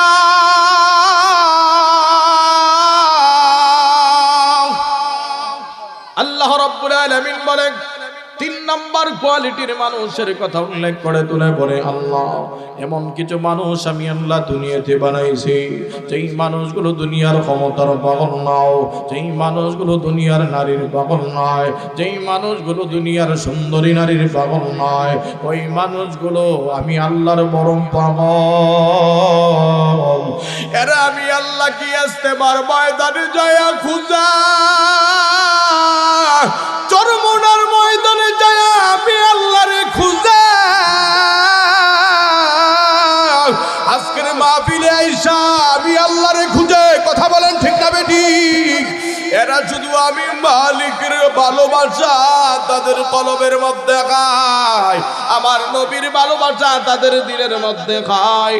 এই জন্য মুসলমান ভাইরা আমার আজ থেকে সিদ্ধান্ত গ্রহণ করব, যতদিন ভালোবাসব আমার নবীর প্রেম আমাদের দিলের মধ্যে ঢুকাবো, কথা কোন ঠিক কিনা? পারবেন ইনশাআল্লাহ? একটু জিকির করি লা ইলাহা, সবাই লা ইলাহা ইল্লাল্লাহ, লা ইলাহা।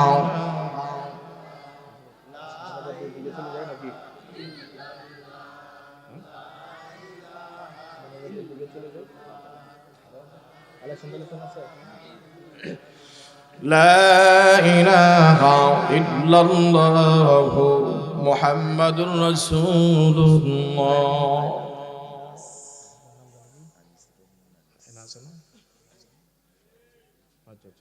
আমাদের আনিসুর রহমান আনিস ভাই পত্র মাহফিলের যিনি সভাপতি, তো আনিস ভাই বলতেছে হুজুর একটু লাইলাতুল মিরাজ আমার জন্য, আল্লাহ বলে। তো নামাজ পর্যন্ত আসলাম, মনে রাখবেন, আবার ভুলে যায় না, শেষ ফিনিশিং এখানে দিয়ে মোনাজাত হবে। যাব না থাকবো? কথা বলে না কেন? এখনই মোনাজাত দিব না আর একটু বলবো? তো মিরাজ, মিরাজ, সবে মিরাজ, সব শব্দের অর্থ, সব এটা বাংলা শব্দ না, এটা একটা ফার্সি শব্দ। মিরাজ শব্দের অর্থ হলো ঊর্ধ্ব ভ্রমণ। আর ইসরা আর মিরাজ দুটোটা একটা না, ইসরা শব্দের অর্থ হলো বাইতুল্লাহ থেকে বাইতুল মুকদ্দাস পর্যন্ত আল্লাহর নবী যেই হিজরত করেছেন এটাকে ইসরা বলা হয়। আল্লাহ কোরআনে বলে সুবহানাল্লাযী আসরা বিআবদিহি লাইলাম মিনাল মাসজিদিল হারাম ইলাল মাসজিদিল আকসাল্লাযী বারাকনা হাওলাহু লিনুরিয়াহু মিন আয়াতিনা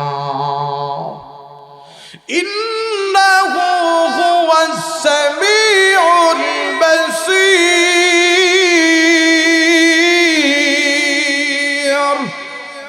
আল্লাহ রাব্বুল আলামিন ডাক দিয়ে বলে, আমি রব আমার বান্দাকে, আমার নবীকে আমি আল্লাহ বাইতুল্লাহ থেকে বাইতুল মুকদ্দাস পর্যন্ত এনেছি। আল্লাহু আকবার বলে।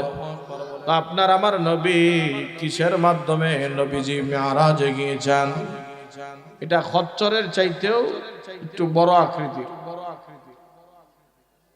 আর আমরা যে জেব্রা যেটাকে বলি ওটার চাইতে তাফসীরের কিতাবে লেখা আর একটু ছোট। কিন্তু নবীজি বলেন এটার স্পিড এত, এটার নজর যেখানে যায় পরে দৃষ্টির শেষ সীমানা ওখানে যায় একটা কদম পরে। বল এই এলাকায় সুবহানাল্লাহ নাই নাকি? একটু বলেন না আল্লাহু আকবার। ওইটা একটু ওটার আগে ও একটু নিজের বাপ লইতেছে আর কি।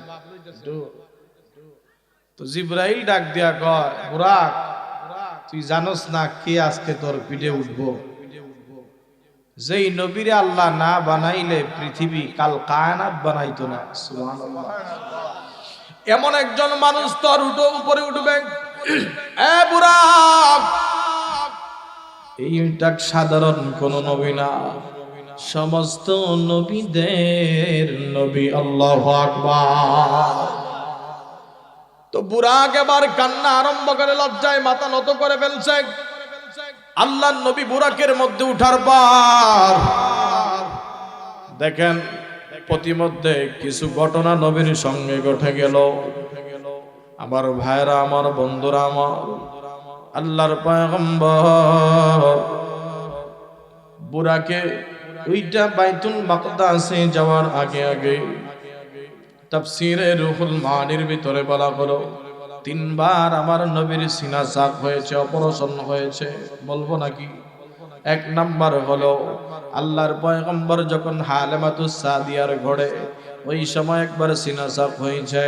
2 নাম্বার নবীর বয়স যখন যৌবন বয়স, ওই সময় নবীর পেট গলা থেকে নাভি পর্যন্ত ফেরে ফেলা হয়েছে। 3 নাম্বার আল্লাহ নবী যখন উর্দু ভ্রমণে যাবে, নবীজির চাচাতো বোন, ওই নবীর চাচাতো বোনের ঘরের মধ্যে ওই দিন ঘুমন্ত ছিলেন। ভাইরা আমার, ওইখান থেকে ফেরেশতা জিবরাইল আর মিকাইল নবীরে নিয়া আবে জমজম কূপের কিনারে যায় শোয়া অপারেশন করছে, যেন উর্দু ভ্রমণ সহ্য করতে পারে। যেই পাত্রের পানি দিয়া নবীজির কলব ধৌত করা হলো, তাফসীরের কিতাবে লেখা ওই পাত্রটা আপনার হিকমত এবং ইলম দিয়া ভরপুর করা ছিল। সুবহানাল্লাহ। এবড়া এই যে তুই ওয়াজ কর, ওয়াজ করবি নাকি? মানে চুপ থাক, ছোট মানুষ।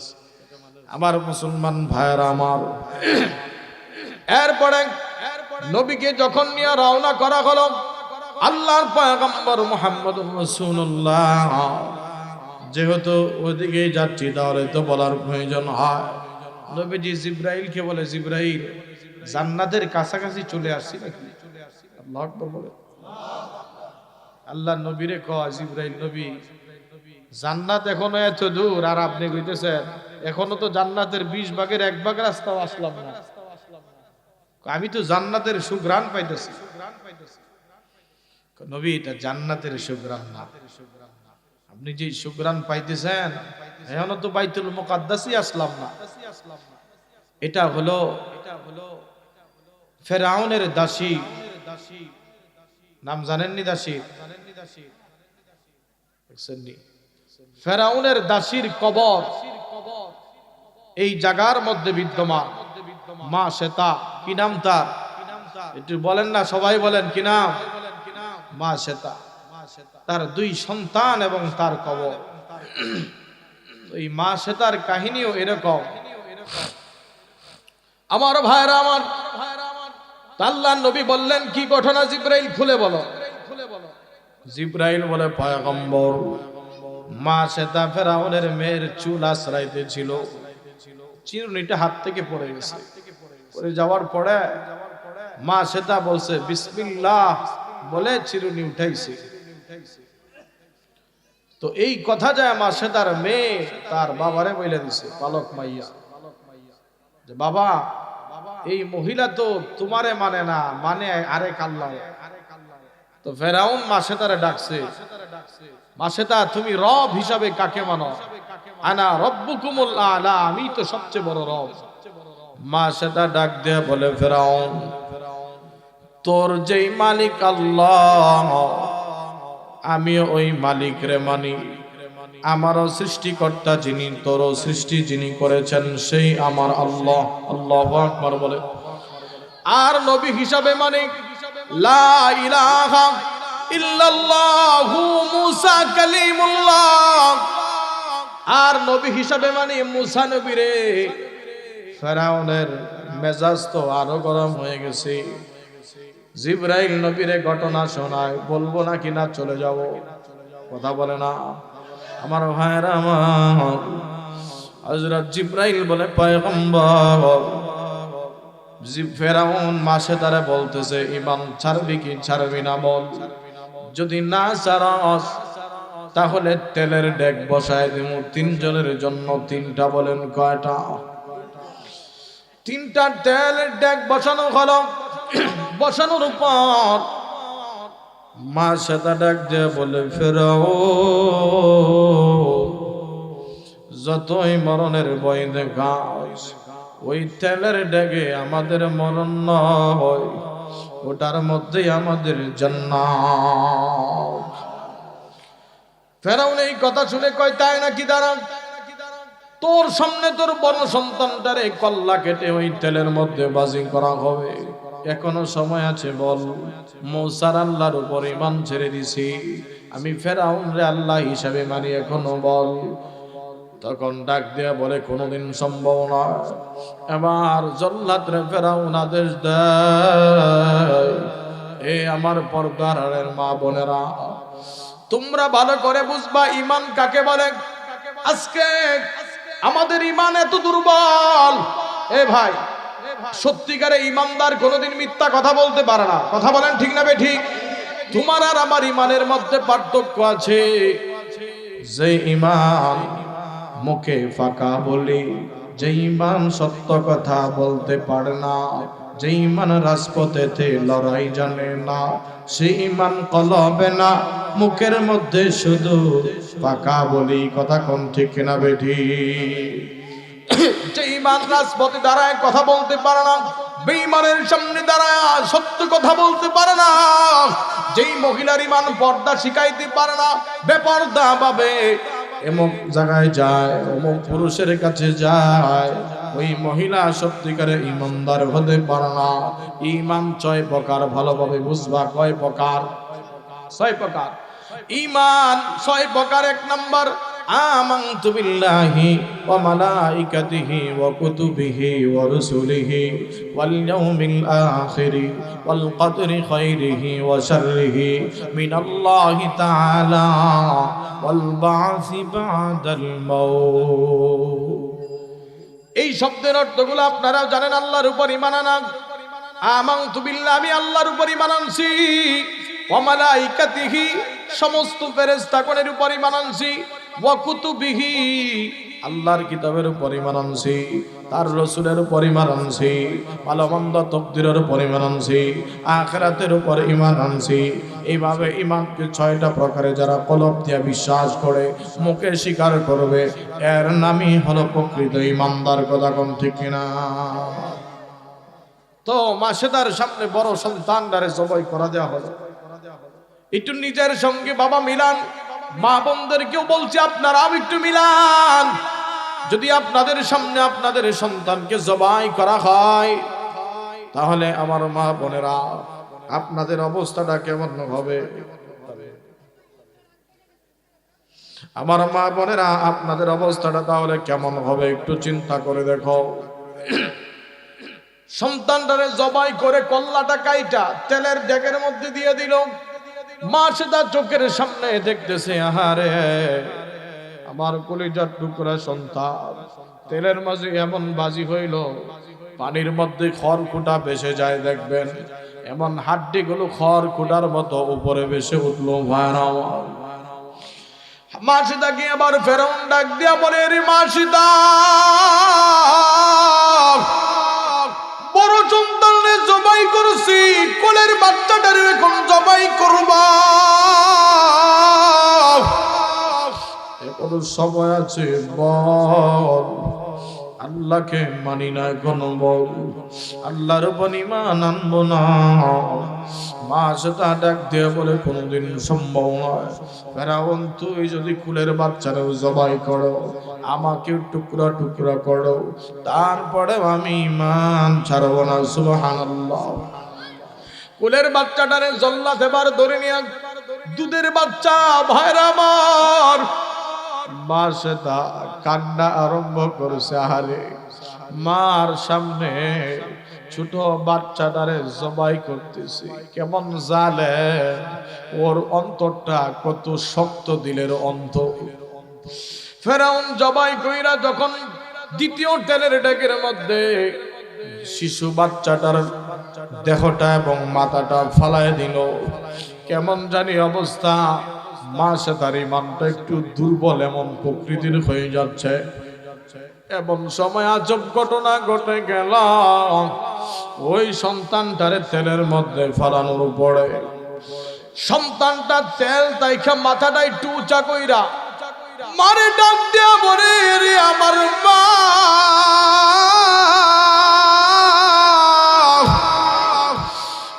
এইটা তেলের ডেক নয়, তুমি সিরাতাল মুস্তাকিমের পথে আছো মা। ফেরাউন দেখতেছে এটা তেলের কড়াই, তেলের ডেক, কিন্তু মা আমি ভালো আছি, তুমি চিন্তা করবা না মা, এটাই জান্নাত। আমার মরণ পিপিলিকার কামড়ের মতো কষ্ট হয়েছে। আল্লাহু আকবার। এই কথা শোনার পরে যখন সন্তান তেলের ডেকে ফালাইছে, মারে ডাক দিয়া চিৎকার দিয়ে এই কথা বলছে, মার সিদ্ধান্ত যেটা রাখছো এটাই রাখবা। মা সেটা ডাক দিয়া বলে, রে ফেরাউন, আমারে আবার জবাই কর। আবার শিশু বাচ্চাটার জবাই করে দিল। আবার মুসলমান মা বোনেরা, এ ভাইরা আমার, এবার যখন মা সেটাকে জবাই করবে, মা সেটা ডাক দিয়া বলে, দেখবেন মরণের আগে একবার জল্লাদরা জবাইয়ের আগে কথা জিগায়, মনের কোনো আশা আছেনি? কথা বলেন ঠিক না বেটি? ফেরাউন মা সেতারে বলে, মা সেতা তোরে আরেকবার চান্স দিলাম, বল মনের কোনো আশা আছেনি পূরণ করার? মা সেতা ডাক দিয়া বলে, আমার মনের একটা আশা রে ফেরাউন, তুই আমারে মারার আগে আমি তোর এই কথাটা বলি, ওসিয়ত করি ফেরাউন, আমার যখন তেলের ডেকে দিবি, আমার সন্তানের লাশের হাড্ডিগুলো যেমন তেলের উপরে ভেসে গেল, আমার হাড়গুলো ভাসবে। আমার মা, আমি মা আর আমার সন্তানের হাড্ডিগুলো রে একটা জায়গার মধ্যে দাফন করে দিবি রে ফেরাউন। আল্লাহু আকবার। এই কথা ফেরাউন বলে, ঠিক আছে মেনে নিলাম। যখন আমার ভাইয়ের মা সেদার জবাই কইরা ওই জ্বলন্ত তেলের মধ্যে ফালায় দিল, ভাইয়ের আমার মা সেটাও ভুনা হয়ে গেল, হাড্ডিগুলার নিয়ে একটা জায়গার মধ্যে দাফন করে দিল। জিবরাইল কান্না করে বলে, ও গো আল্লাহর নবী, এই যে আপনি জান্নাতের গ্রাণ পাইতেছেন নবী, ওই সামনেই মা সেটা আর তার দুইটার সন্তানের কঙ্কাল গুলোরে ফেরাউন দাপন করেছিল নবী, ওই জায়গা থেকে জান্নাতের সুগরাণ আসতেছে। আল্লাহু আকবার। আল্লাহর নবী কান্না করে বলে, জিবরাইল মা সেটা কেন চেয়েছিল? তার সন্তান আর তার হাড্ডিগুলোর এক জায়গায় দাপন করার জন্য। জিবরাইল বলে, নবী আপনি জানেননি?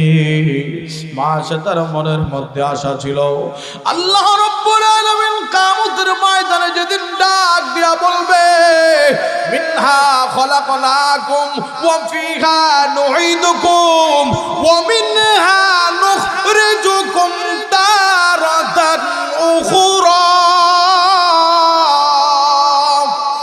আল্লাহ রাব্বুল আলামিন যেদিন বলবি জমিনের মধ্যে যা আছে, মানুষ তোরে মাটিতে বানাইছি আমি আল্লাহ, মাটি থেকে সৃষ্টি করেছি, মাটির ভিতর আবার ঢুকায় দিছি রে বান্দা, এই মাটি থেকে আমার আল্লাহর কাছে আবার হাজির হও। মা যেটা ওই দিন বলেছিল, মালিক গো,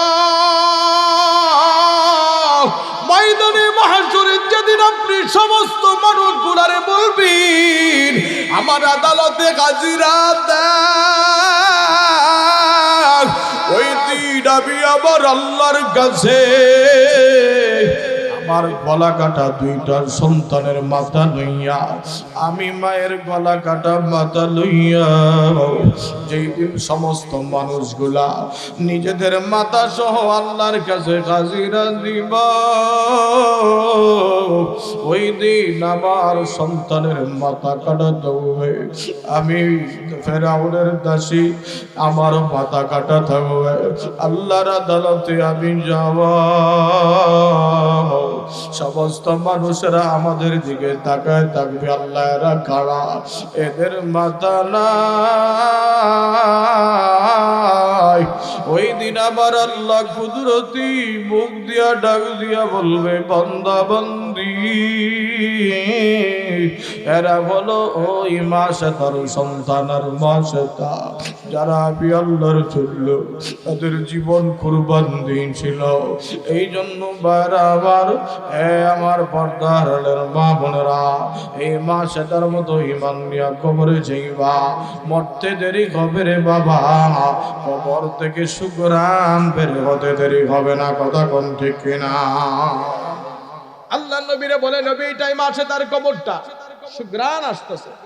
নবীজি আবার ফান্তালাকান সামনে গেল, সামনে যাওয়ার পর আল্লাহ নবী যায় দেখে সমস্ত নবীরা ওখানে বাইতুল মুকাদ্দাসে উপস্থিত। সুবহানাল্লাহ, মুলাকাত হলো।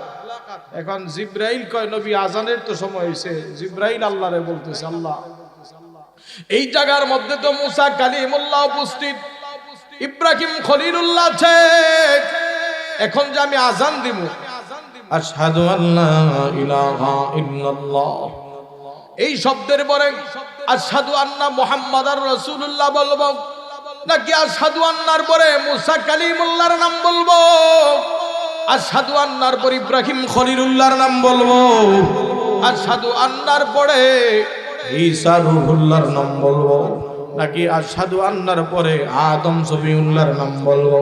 ওগো আল্লাহ, নাকি আশহাদু আন্না মুহাম্মাদুর রাসূলুল্লাহ বলবো? আল্লাহ ডাক দেয়া বলে, জিবরাইল কেমন কথাটা তুই বললি? যেই নবী হলো খাতামুন নবীন,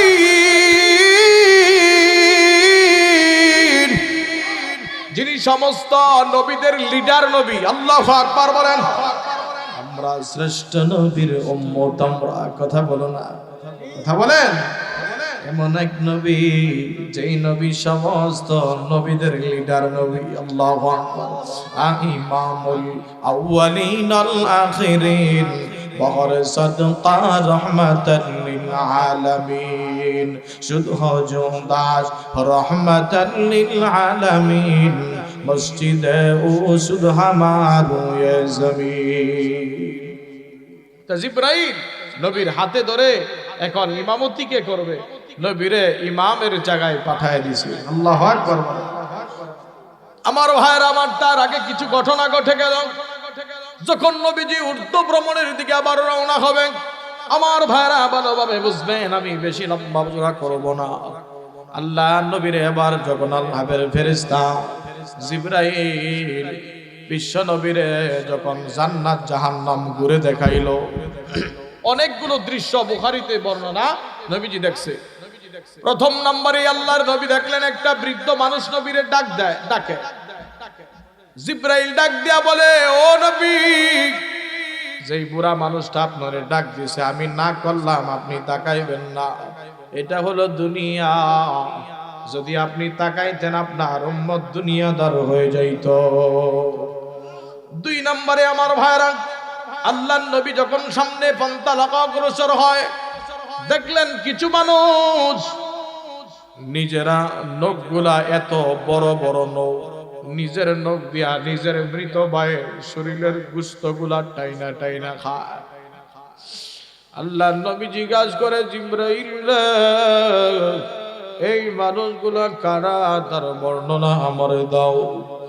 জিবরাইল ডাক দেয়া বলে, নবী গো, এরা হলো ওই সমস্ত মানুষ যারা গীবত, সমাজের মধ্যে গীবত করেছে। ভাইরা আমার, বলেন আমাদের এলাকায়, আপনাদের এলাকায় গীবত করেছে না নাই?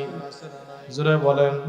নবীজি নিজের চোখে যেগুলা দেখে আসছে, সামনে আবার গেলেন, এখন দেখতে পায় রক্তের নহরের মধ্যে কিছু মানুষ নিজেরা খাবার হিসাবে বড় বড় পাথর গুলারে খায়, আর পেটটা বিশাল উটের মতো দেখা যায়।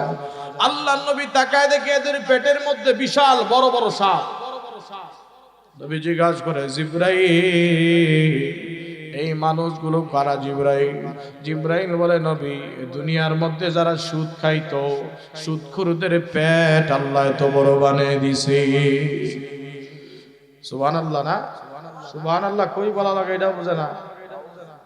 আল্লাহর নবী সামনের দিকে আবার আগালেন, এখন দেখতে পাইলেন কিছু মানুষ যারা রক্তের নহরের মধ্যে হাবুডুবু খায়, রক্তের নহরে পড়ে আছে। ভাই, সামনে আগাইতে চায়, কিনারায় উঠবে, ফেরেশতা বড় একটা পাথর নিয়ে মাথাটা চূর্ণ বিচূর্ণ করে দেয়। আল্লাহর নবী জিগায়, জিবরাইল, এরা কারা, এদের পরিচয় দাও।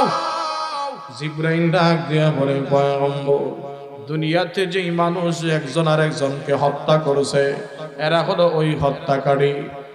আবার ভাইরা 3-4 নাম্বার, আল্লাহর নবী দেখতে পাইলেন কিছু মানুষ যারা, দেখেন, গোশত পাক হচ্ছে। নবীজি বললেন, তো ভালো গোশত রাইখা খারাপ গোশত খাইতেছে, বসাটা খায়, ভালোটা খায় না। নবীজি বললেন, এই মানুষগুলোর বর্ণনা দাও। জিবরাইল বলে, নবী, এরা হলো দুনিয়াতে যারা পরকিয়া করছে। বলেন, এগুলো হাদিসেও আসছে। পরকিয়া আছে না নাই? কথা বলেন না কেন? নবীজিকে জিবরাইল বলে, নবী, যারা ওই দিন পচা গোশত খাইতে দেখলেন, ভালো গোশত রাইখা পচা দুর্গন্ধ গোশত খাইতেছে, এরা হলো ওই সমস্ত পরকিয়া পুরুষ আর নারী যারা নিজের গলে হালাল বিবি রাইখা অন্যের বিবির সাথে প্রেম করেছে, পরকিয়া করছে, এরা ওই ধরনের লোক। নাউজুবিল্লাহ। এরা কিয়ামত পর্যন্ত এই শাস্তি হবে। মন চাইলে পরকিয়া কইরে নালা, যদি ওই দিন এই শাস্তি খাইতে চান। এডি আলোচনা। 6 নম্বরে, আল্লাহর নবী দেখলেন কিছু মানুষ জ্বলন্ত আগুনের মধ্যে জ্বলতেছে, চুলা, বড় চুলা, আগুন জ্বলতেছে, কিন্তু এরা উঠতে চায়, উঠতে পারে না। নবী বললেন, আমার উম্মতের এরা কারা? ফেরেশতা ডাক দিয়ে বলে, নবী, এরা হলো আপনার উম্মতের ওই সমস্ত লোক যারা জিনাকার নারী পুরুষ, দুনিয়াতে জিনা করেছে, ব্যভিচার করেছে, এদের শাস্তিটা প্রদান করা হলো। আল্লাহ নবী সামনে আগায় দেখলেন আরেক দল মানুষ নিজের হাত দিয়া, যারা নিজের জিহ্বাটারে চাকু দিয়া কাটতেছে রে ভাই। নবী বললেন, এরা কে? জিবরাইল বলে, পয়গম্বর, ওরা হলো এই সমস্ত মানুষ যারা অহরহর মিথ্যা কথা বলছে, তাদেরকে আল্লাহ তাআলা এই শাস্তি প্রদান করবে। আমার ভাইরা আমার, এই এতগুলা শাস্তির কথা আপনাদেরকে আমি বললাম। আমি বুখারী শরীফ মোতালা করছি, এই জন্য দ্রুত বলতে পারলাম। ভাইরা আমার, একটা কথাও মিথ্যা নয়। এরকম আরো অনেকগুলো দৃশ্য নবী দেখছে, কিন্তু আমারও সময় কম। আগামীকালকে শরীয়তপুর 2টা মাহফিল রাখছি, একটা সকাল 10টা বাজে আর একটা রাত্রে 11টার সময়। এই জন্য এখন থেকে যায়া ঢাকা একটু বিশ্রাম করে ওই শরীয়তপুরের উদ্দেশ্যে আবার রওনা হবে।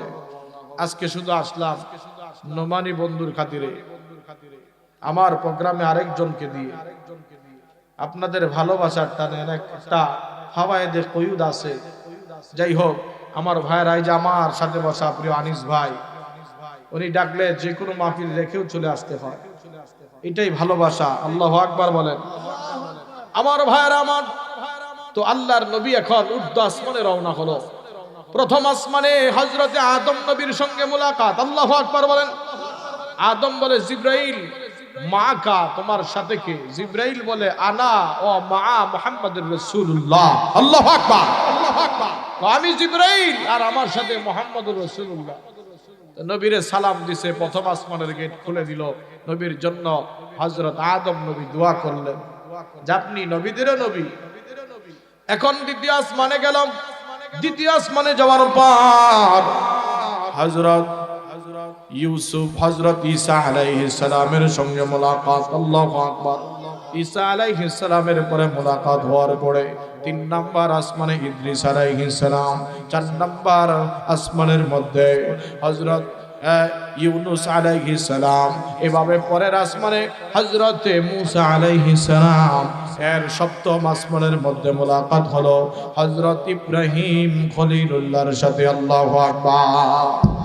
সমস্ত নবীদের মুলাকাত আল্লাহ নবী পেয়েছেন। আমার ভাইরা, তো নবীজি কেন গেলেন? 2টা কারণ।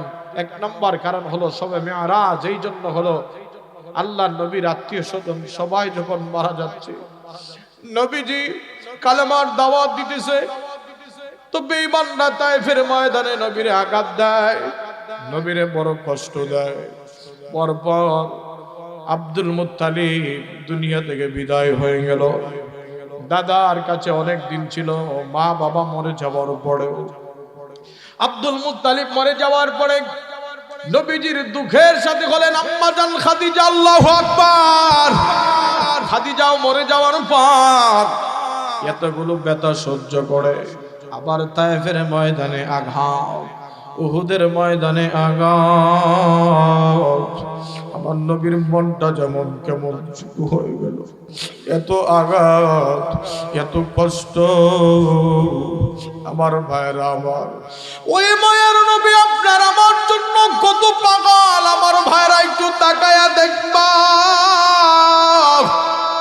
হাসরের ময়দানে আমার নবী সমস্ত মানুষগুলো হাসরের ময়দানে ইয়া নাফসি করবে। আমার সর্বশেষ ভাইরা কথা হলো, ওই দিন সমস্ত মানুষ আদম নবীর কাছে যাবে। আদম নবী বলবে নাফসি, এরপরে উনি বলবে শাফাত আমি করতে পারবো না। ঈসা নবীর কাছে যাও, ঈসা নবী বলবে আমিও পারবো না। যাও ইব্রাহিম খলিলুল্লাহর কাছে যাও, উনিও বলবে নাফসি। ওই দিন আদম নবী নাফসি, ইব্রাহিম নবী নাফসি, ঈসা রূহুল্লাহ নাফসি, সমস্ত নবীরা নাফসি নাফসি। আপনার মা বাবাও নাফসি নাফসি। আমার ভাইরা সবাই বলবেন যাও। একজন নবী সেদিন সুপারিশ করবে, হাউজে কাউসারের প্রান্তরে উনি সাজদা দিয়ে ওদিন কাঁদতে থাকবে, ইয়া হাবলি উম্মতি উম্মতি। আমার নবী ওই দিন উম্মতের জন্য কাঁদবো। আল্লাহ ডাক দিয়া বলবে, ও নবী আপনি আর কাঁদেন না। দুনিয়াতে মা হারায় কাঁদছেন, বাবা হারায় কাঁদছেন, যেদিন দুনিয়া থেকে চলে আসবা ওই দিন উম্মতি উম্মতি বলে বলে নবী কাঁদছাও। আজকে তুমি কান্না করো না, আমি আল্লাহ তোমার কান্না সহ্য করতে পারি না নবী। আবার কুদরতি অন্তরে বড় কষ্ট হয়। আল্লাহ রাব্বুল আলামিন এখন কোরআনের আয়াত তেলাওয়াত করে নবীর সান্ত্বনা দিবে। আল্লাহু আকবার বলেন। আল্লাহ কোরআনের আয়াত তেলাওয়াত করবে, ওয়ালা সাউফা ইউতিকা রাব্বুকা ফাতারদা।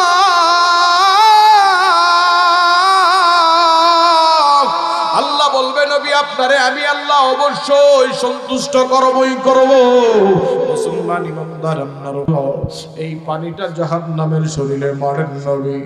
আমার নবী পানিটা মারার সাথে সাথে জাহান্নামের গর্জন বন্ধ হবে। সুবহানাল্লাহ বলেন। উম্মতের মায়ায় কত পাগল আমার নবী। আজকে উম্মত আমার নবীর কথা শোনে না, নবীর সুন্নতের কথা শোনে না। আমার মুসলমান ভাইরা, আমার বন্ধুরা, এই জন্য আজ থেকে নিয়ত করব নবীর প্রত্যেকটা সুন্নত আমরা মেনে চলবো। কারা কারা চলবো ইনশাআল্লাহ? হাত উঠান, হাত উঠান আমার ভাইরা, সবাই সবাই। নারায়ে তাকবীর, নারায়ে তাকবীর। হাত নামা। বন্ধুরা এখন আসেন, ইন্না আ'তাইনাকাল কাউসার। আল্লাহ বলেন নবী কাউসার নামক নিয়ামত দান করেছি। ফাসাল্লি লিরাব্বিকা ওয়ানহার, আপনি নামাজ পড়েন আমি আল্লাহকে খুশি করার জন্য। দ্বিতীয় নাম্বার, ওয়ানহার শব্দের অর্থ কুরবানি, আমি আল্লাহর জন্য কুরবানি করেন। সুবহানাল্লাহ বলবেন না? আল্লাহ রাব্বুল আলামিন বলে নবী দেখেন, ইন্না শানিআকা হুয়াল আবতার। হে নবী, ভাইরা আপনাদের মনে আছেনি আসিফ ইবনে ওয়াইল যে বলেছিল নবী নিবংশ হবে, বলছিল না? বললাম না? তা আল্লাহ ডাক দিয়া বলে, হে নবী, আসিফ ইবনে ওয়াইলের দুটা সন্তান, ওদের দিলের ভিতরে হেদায়েতের মালা ঢুকায় দিলাম। সুবহানাল্লাহ। এরা আপনার হাতে কালেমা পড়ে মুসলমান হবে। আসিফ ইবনে ওয়াইলের দুই সন্তান নবীর হাতে কালেমা পড়ে মুসলমান হয়ে গেল। আর আসিফ ইবনে ওয়াইলের শরীরে আল্লাহ বসন্ত রূপ দিয়ে দিল। ওর শরীর এমন পচা পচলো, মদিনায় থাকার ওর জায়গা হলো না, মক্কাতেও না, ওরে রাস্তার কিনারায় ফেলে আসছে। ওখানেই হাবশির কালো লোকেরা ওর শরীরের দুর্গন্ধ দেখা এলাকা থেকে অন্য এলাকায় ডাস্টবিনের মধ্যে ফেলে দিয়েছে। ওখানেই পয়সা কইলা শেষ হয়েছে। তো আসিফ ইবনে ওয়াইল নিবংশ হয়ে গেল, তার সন্তান নবীজির সন্তান হয়ে গেল। সুবহানাল্লাহ। এই জন্য আমার নবীর নাম নিশানা আছে না নাই? কিয়ামত পর্যন্ত থাকবে কিনা বাবা? শুধু আপনাদেরকে আমি একটা কথা বলবো, এই বাংলার জমিনে যদি কোনো নাস্তিক বেঈমানের বাচ্চা আমার নবীর বিরুদ্ধে কথা বলে, নবীকে নিয়ে কথা বলে, আমরা এদের জিহ্বা টানে ছিঁড়ে ফেলবো। কথা বলেন ঠিক না বেঠিক? এই যে আবুল সরকার, আপনাকে মানিকগঞ্জের কলঙ্ক, মাইন্ড করছেন নাকি আবার? আচ্ছা ভাই, মনে করেন আমার আব্বা, আমি তারে ততক্ষণ পর্যন্ত মানি যতক্ষণ পর্যন্ত সে আমার আল্লাহরে মানবে, নবীরে মানবে। সেম তো আপনাদেরও, তাই না? কিন্তু আপনার বাবাই যদি নবীরে গালি দেয়, আল্লাহরে গালি দেয়, ঘরে রাখবেন তাকে? কথা বলেন না কেন? সে মুরতাদ হয়ে যাবে। আবুল সরকার আল্লাহরে নিয়ে গালি দিছে, নাউজুবিল্লাহ বলে, কোরআন নিয়ে কটূক্তি করছে। শুধু তাই না, আমাদের সাবেক সংসদ সদস্য মমতাজ ম্যাডামের জামা একটা গান লেখছিল। হ্যাঁ, এই তুমি এদিকে আসো, সামনে আসো, এদিকে আসো, আসো। হ্যাঁ ভাইরা আমার, বুঝবেন সে কি বানাইছে? মানে মোল্লা মৌলবীদের বিরুদ্ধে লিখছে, আরে ফকির মোল্লায় বাতি জ্বলেন, ফকির মোল্লায় বাতি জ্বলেন, মোল্লা মোল্লায় জ্বলে না। ফকিররা মোল্লারা ফকির চিনল না। নাউজুবিল্লাহ বলে ও বুঝাইতে চাইছে মানুষে যে যদি মৌলবী মইরা যায় তাহলে বাতি জ্বলে না, ফকির মোল্লা জ্বলে। অথচ দেখেন ফকিরের দাম বেশি নাকি একজন আলেমের দাম বেশি? রাগ করতেছেন নাকি? শুদ্ধ কথা জানা লাগবে আমাদের। কারণ হলো এই যে আবুল সরকার, সে গানরে হালাল করার জন্য কবিতা লিখছে। গান তো হালাল, দাঁড়ায় তেরেং বেরেং বাজায় আর কয় আউযু বিরাব্বিন নাস মালিকিন নাস। আল্লাহই তো কইছে মানুষ তুমি নাচো, পুতুলের কি দোষ? নাউজুবিল্লাহ নাই নাকি? আল্লাহ কি সূরা নাচো নাচনের কথা করে বলছে? অথচ আল্লাহ কত সুন্দর ভাবে বলছে, কুল আউযু বিরাব্বিন নাস মালিকিন নাস। কিন্তু ও কোরআন শুদ্ধ করে পড়তে পারে না। কোরআনের অপব্যাখ্যা দিছে, কুল আউযু বিরাব্বিন নাস, মানুষ তোমরা নাচো। চিন্তা করছেন কত বড় বেয়াদব? কোরআনের লগেও বেয়াদবি করলো। আরেকটা বানাইলো যে মোল্লা মোল্লা বাতি জ্বলে না। দেখেন আল্লাহর বুখারী শরীফের হাদিস, কোন আলেম যদি মারা যায়, বাইতুল্লাহ শরীফ যেমন আমরা জিয়ারত করি, কিয়ামত পর্যন্ত জিয়ারত করবে। আলেম মারা গেলে কিয়ামত পর্যন্ত ফেরেশতারা আলেমের কবরটারে জিয়ারত করবে। বুখারী শরীফের হাদিস। আল্লাহু আকবার বলেন। এখন আপনারা বলেন আলেমের দাম কম না বেশি? এই জন্য মসজিদের ইমামকে সম্মান দিবা, পারলে তার খেদমত করবা, দুশ্মনী না, তার বুকটারে পারলে বুকের সাথে বেশি বেশি মিলাইবা, বলবা হুজুর আমার জন্য দোয়া করেন, এটা নাজাতের কারণ হবে। আর আপনারা এত সুন্দর একটা মাহফিল আজকে উপহার দিয়েছেন, এই মাহফিল করতে যায় আমার যেই ভাইরা কষ্ট করেছে, আল্লাহ পাক সবাইরে কবুল করুক, বলেন আমিন। শুধু একটা নিয়ত করেন আজকে থেকে ইনশাল্লাহ, কারা কারা নিয়ত করব যে হুজুর নবীর মোহাব্বত দিলে ধারণ করে গুনার কাজ করব না, শুধু নিয়ত করি, কারা কারা পারবো ইনশাআল্লাহ? হাতটা উঠায় রাখেন, জোরে উঠান, সবাই টান টান করে উঠান, একটু লাড়া দেন। হ্যাঁ বাস, আল্লাহ কবুল করবে। এখন জোরে ধরেন, এভাবে ধরেন, তাকবীর দিবেন, নারায়ে তাকবীর, নারায়ে তাকবীর, জোরে নারায়ে তাকবীর। আল কোরআনের আলো, নারায়ে তাকবীর।